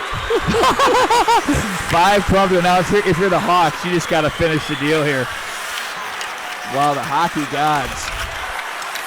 And if you are, you get a double celebration. That one up ahead. And we've got another one to go tonight between Moorhead and Grand Rapids. Wow, right wing side now. It's going to be Zwock with it. It's a fever pitch here at the XL Energy Center. Ward with it. Plays it to center. This is a story to talk about for the ages. What if the Moose come back and score? You always talk about, you think you've seen everything. You haven't. Something else happens. And this tournament year after year after year just writes itself. Right? How easy is it to write these articles, Pete, for you, for Let's Play Hockey? Oh, it's easy. The Wild are impossible because it's these the same things damn story. Yeah. For this one, it's different every time. It just writes itself. Off the face-off now. Hawks with a resolve here to try to score again. Chance up high to the slot area. There's a wrist shot that's wide. I've never seen anything like it at any level in my life. Where a team thought it won in overtime. Full yard sale, Selly, Hoggies, the whole thing. Coaches in the group hug, and we're playing again because of GTI. Now Valeur with it across the line. Stopped on the play, and a good defensive play there by Stibbinger. Now here come the Moose, back up through center. They gain the line. Stibbinger gets pickpocketed there. Nice play by the Hawks as they play to center. They've got Valeur across the line. Simmons tries to make the play. Turns that to the goal mouth area, picked up by Dahlheimer. He runs into two Hawk players right on the left wing boards. And now it's going to be picked up by Jarmuzic. Chips it to center, and handling the puck, it's Petruzza. Plays that one rink wide, and that's big icing call. Ooh, big icing call. How many goals have we seen in this tournament, and some big goals on offensive zone faceoffs? Benny Ward's going to take this one. He's won a number of them this weekend. But Jocks is countered him too, so we'll see what happens here. To the right of McEwen, we'll watch his faceoff closely. Lately, they've just been tying each other's sticks, because they're at a stalemate to a degree. For I think they're too tired to pull the puck back. Yeah. And just look at there you're right. They just straight tie it up and look for help. They're still tying each other up. Yeah. Great job by Jocks to take Ward out of the play, and down to the ice goes Ward. That was a 50-50 puck for a long time. Jocks leaves the pass across for Sandelin. He's jammed on the play. Jocks in back behind the play, looks out front, and now it's going to be the Moose to play this one through center. In deep, Jarmuzic plays it. It can't be easy for the Hawks to regroup and start playing again. This is going to be some serious resiliency on their part, and they're showing it right now to say we got to just keep picking up where we left off. But if there's one team in this state that can do it. Chido's shot is blocked to the corner. Comes away with it, plays it down low. Poldezi is there. Look for Chido. Try to push that through the wickets of Sandberg, who won the battle and played that one ahead. Boy, Sandberg's gotten better and better as this game's gone on. Yeah, he's had his. Yeah, he for sure. I think he's played his best game of the tournament today. So I've got a pretty good relationship with the replay officials. Okay. And I will tell you, they do. They work the NHL level, and they know exactly what they're doing, and they do an incredible job. Boy, and that was quick. They didn't. Well, they look right away. They've got quick. trained eyes, and they know. They're almost like the weather spotters for the Tornadoes. Face-off, clean win by the Hawks, right side offensive zone. Zwack plays ahead. They try to leave off. Dahlheimer got a little cute just to get rid of it, put Ward in a tough position. He just played it in deep. Now Zwack from the right wing, didn't handle that one clean. He's going to swing it around the boards as that's chased away by Petruzza as he's hit. Zwack comes away with it back up high at the line. Forced to regroup out of the zone, and back in they come. The Moose, that's deflected away by Sandberg. Now it's Velour with 2:10 to go in the extra session. Velour plays it, goes down, steps on a stick, no call. Now it's Zwack back the other way. Zwack with it, looks across the line, blocker pad save. Jocks takes a swing at that puck, flip back up into the center ice area, and that gets away from everybody. It's going to be Tyler Anderson. Look at these guys. Regrouping. Not to step there, but these guys are so tired. They can't even get on and off the ice, and I mean, there's just not a lot of jump in there. Both teams are showing some fatigue factor for sure. This thing is now eclipsing that Eden Prairie overtime win in on goal. What's the state record? What's the Class A state title record? For A, I don't know. We got to find Jim Hoy from Puck Heaven. He's my guy. He's my go-to. For Who's not your guy? You getting back to the great relationship and my guy. I'm up here. It's like being the mayor of St. Paul up here with you. It's unbelievable. I'm a wannabe. I'll just leave it at that. Hilarious, Pat. They'll face it off to the left, push through the legs of the Mammal goaltender Tyler Klatt. He's seen 55 shots. He's turned aside 52. 22 shots sent at Cade McEwen. He's turned aside 19. Now he can make it 20 as that one came in from long range as he makes the save. Oh my gosh, look at one of the guys is coming out on the ice limping. I don't think he can skate. That would be called a cramp. Football players cramp up. Matty Velour is so tired. His legs are so tired. He can barely get to the face-off in his own zone. Played back up to the left wing. It's Velour with it. Plays it down the wall, turns away.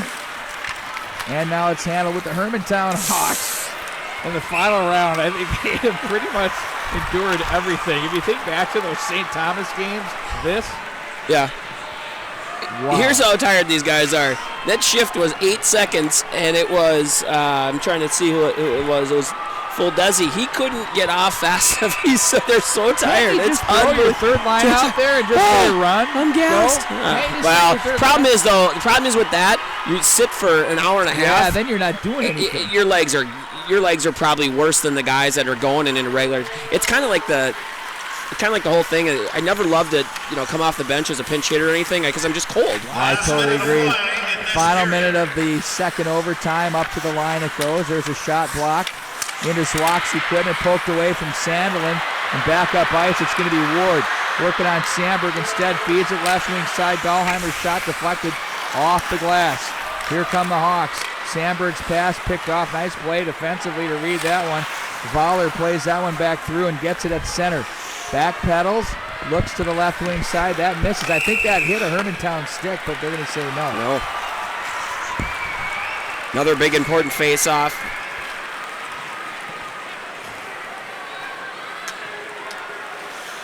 Back over the bench as they go. Could we have a third overtime, which would show period number 6?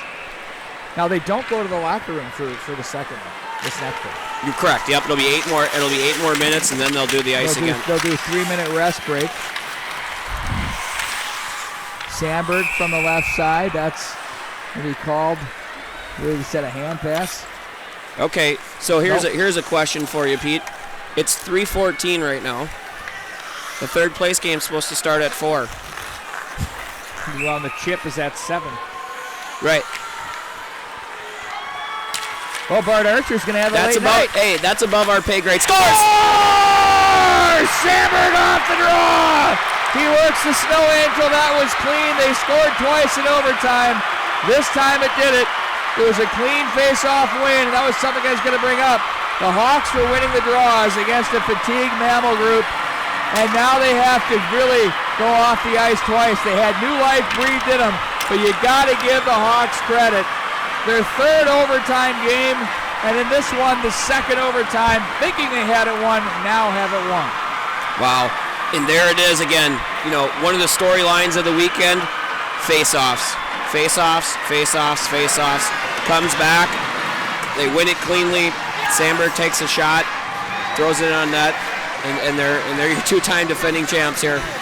And resiliency, right? If anybody can do it, it's these guys. It's these guys.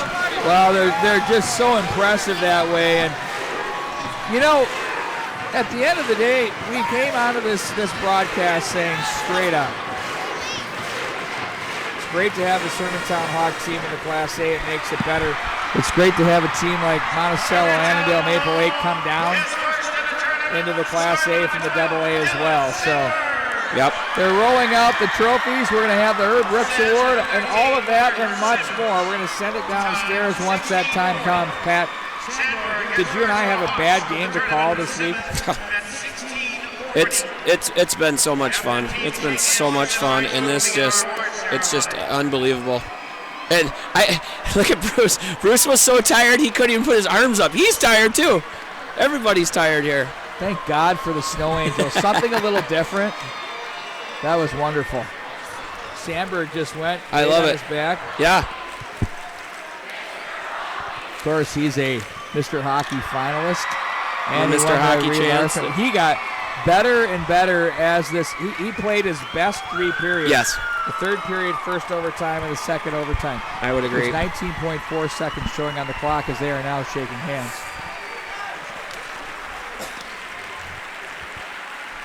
Player of the game, as much as Tyler Watkins was great, you got to go. I think you got to go with the game-winning goal right there. It's gonna be Dylan Sandberg. Yeah, no question.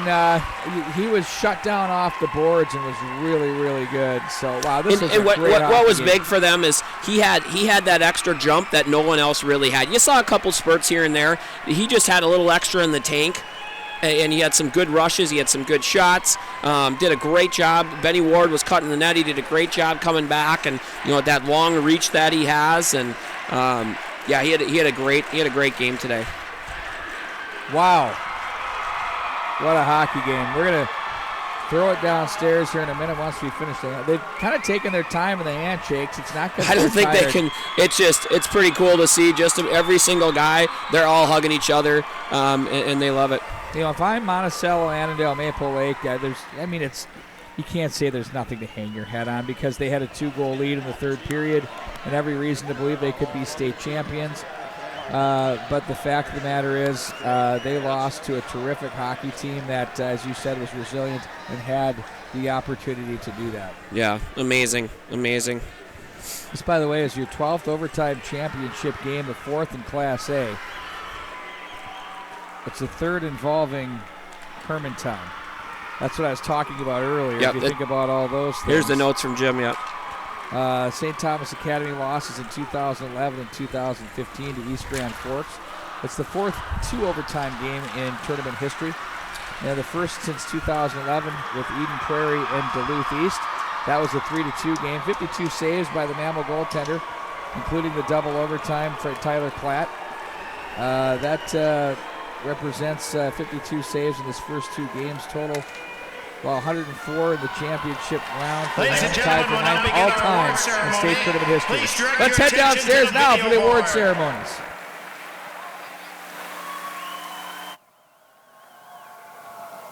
Born Herbert Paul Brooks Jr., Herb Brooks and the game of hockey have become synonymous. After winning a state title with St. Paul Johnson in 1955, he would later play on 2 Olympic hockey teams and lead the University of Minnesota to 3 national titles. But his biggest moment came in 1980 when Brooks guided Team USA to a gold medal at Lake Placid. He would later coach in the NHL and again in the Olympics, winning a silver in 2002. Herb Brooks passed away in 2003, but his legacy lives on. The Herb Brooks Award is symbolic of the way Herb Brooks played and coached. The recipient of this honor is passionate about the game is committed to school, team, and community, and is a person of character that is goal-oriented as well as a skilled player and leader on and off the ice. As Herb Brooks once said, it's the name on the front of the jersey that's more important than the one on the back. And now, please welcome the Herb Brooks Foundation, Dan Brooks.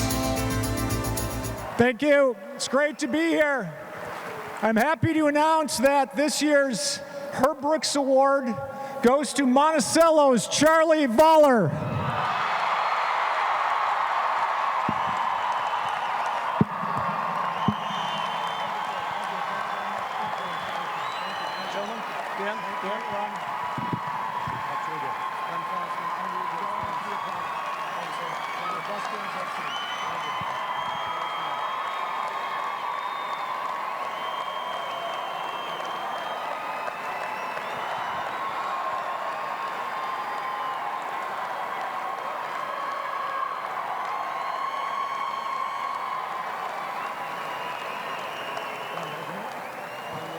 You'll remember it for the rest of your life. Absolutely. Charlie, congratulations. Thank you. I want you to know, first of all, before I ask you what this award means, I want you to know that the Mammal Moose have a lot more fans in Minnesota than they did just a few days ago. You guys have given the state of hockey quite a thrill. What does it mean to you to get an award with Herb Brooks' name on it? It's unbelievable. I can't explain it. Come out here and battle like this, and unfortunately come out on the other end on the scoreboard up there, but come out and win an award like this, that means so much about your character. It's amazing. Charlie, congratulations to you and your teammates, the Mammal Moose. Congratulations, Charlie.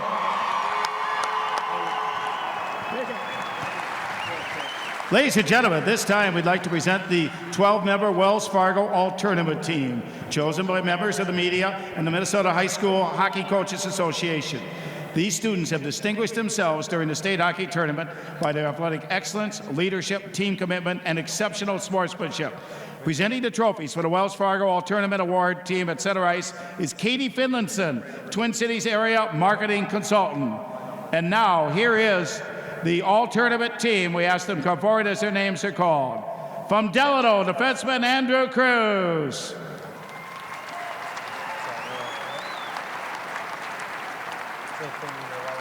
From Delano, forward Ben Myers. From East Grand Forks, defenseman Casey Kallick. From St. Cloud Cathedral, goaltender Jake Levinsky. From St. Cloud Cathedral, forward Jake Van Hallback. From Monticello, forward Ben Ward. From Monticello, defenseman Charlie Voller. From Monticello, forward Nick Zwack. From Monticello, goaltender Tyler Clapp.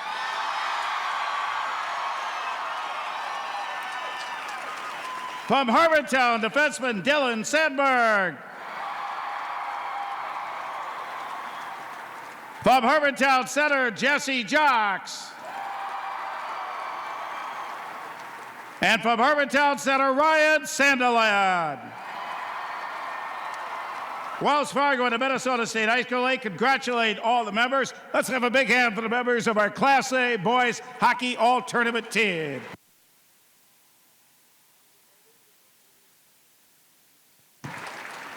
Earlier today, the consolation trophy was awarded to Delano High School, and the third place and bronze medals were awarded to St. Cloud Cathedral High School.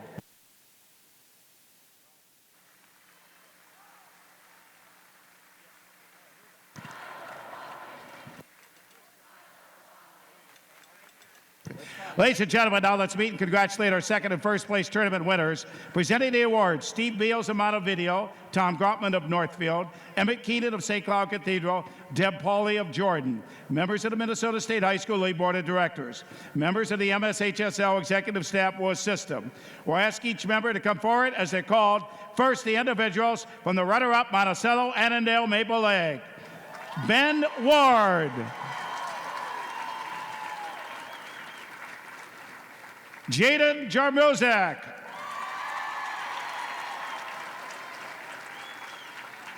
Mason Capan. Casey Chido. Tanner Maras. Hansa Steminger. Devin Lyons.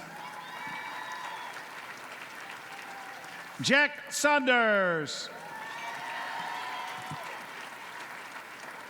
Nick Zwack. Troy Dahlheimer.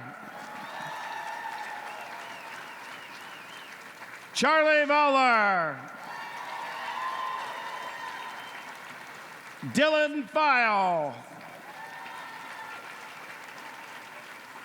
Tyler Anderson.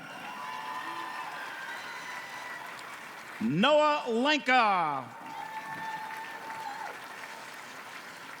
Wyatt Willenberg. Ben Ingersoll. Nick Fodesay. Colin Soderholm.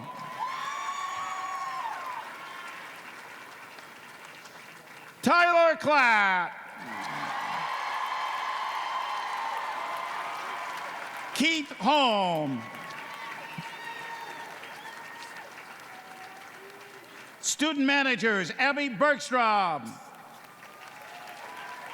and Jocelyn Duchesne.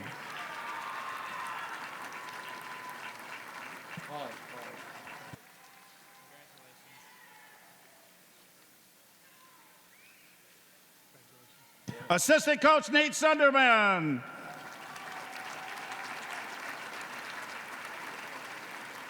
Assistant coach Dan Miller.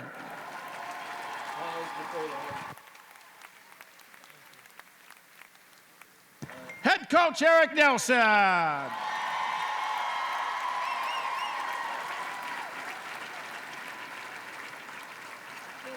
Now we ask the captains from Monticello, Annandale, Maple Lake to come forward to take your trophy. With a record of 23-7-1, the Monticello, Annandale, Maple Lake Moose.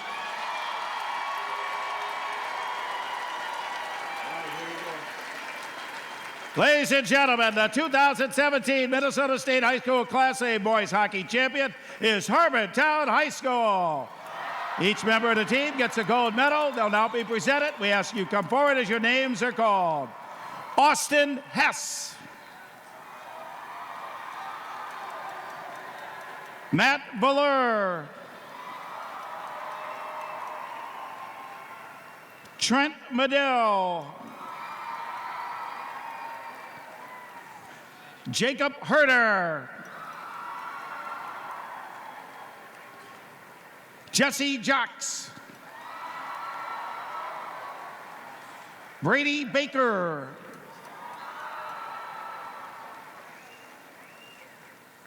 Dawson Petrusa.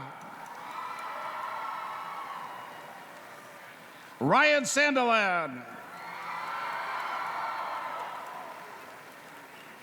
Dylan Sandberg.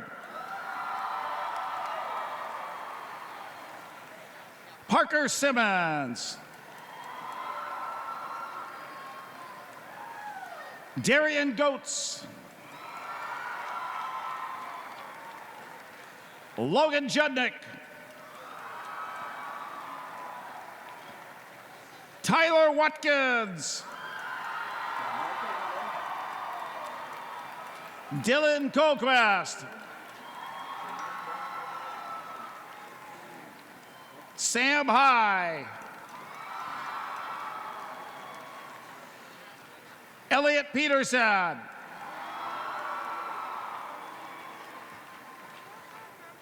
Brandon Schmidt. Jake Hausman. Nolan Halverson. Cade McEwen.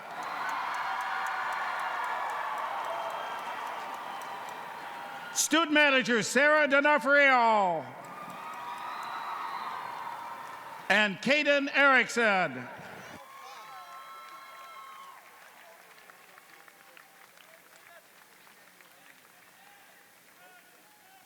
Assistant coach Matt Swanson.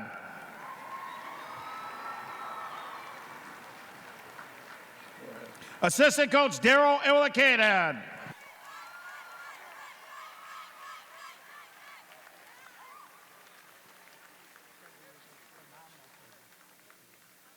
Head coach Bruce Plott.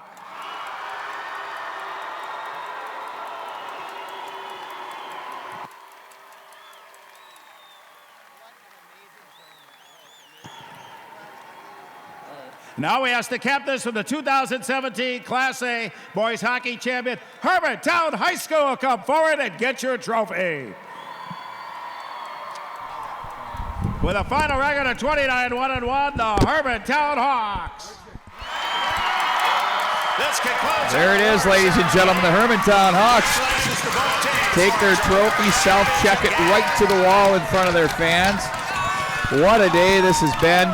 The final score reads the Hermantown Hawks 4 and the Mammal Moose 3. There's a game that's slated for 4 o'clock. Oh, we're right about on time. They're going to make it happen. Jim Carroll is up here, your public address announcer. I'm telling you what, he has never been more lathered up to call a third-place game in his life. And come on, Jimmy, isn't that the most depressing moment of your life? I mean, those games are hard. They're hard.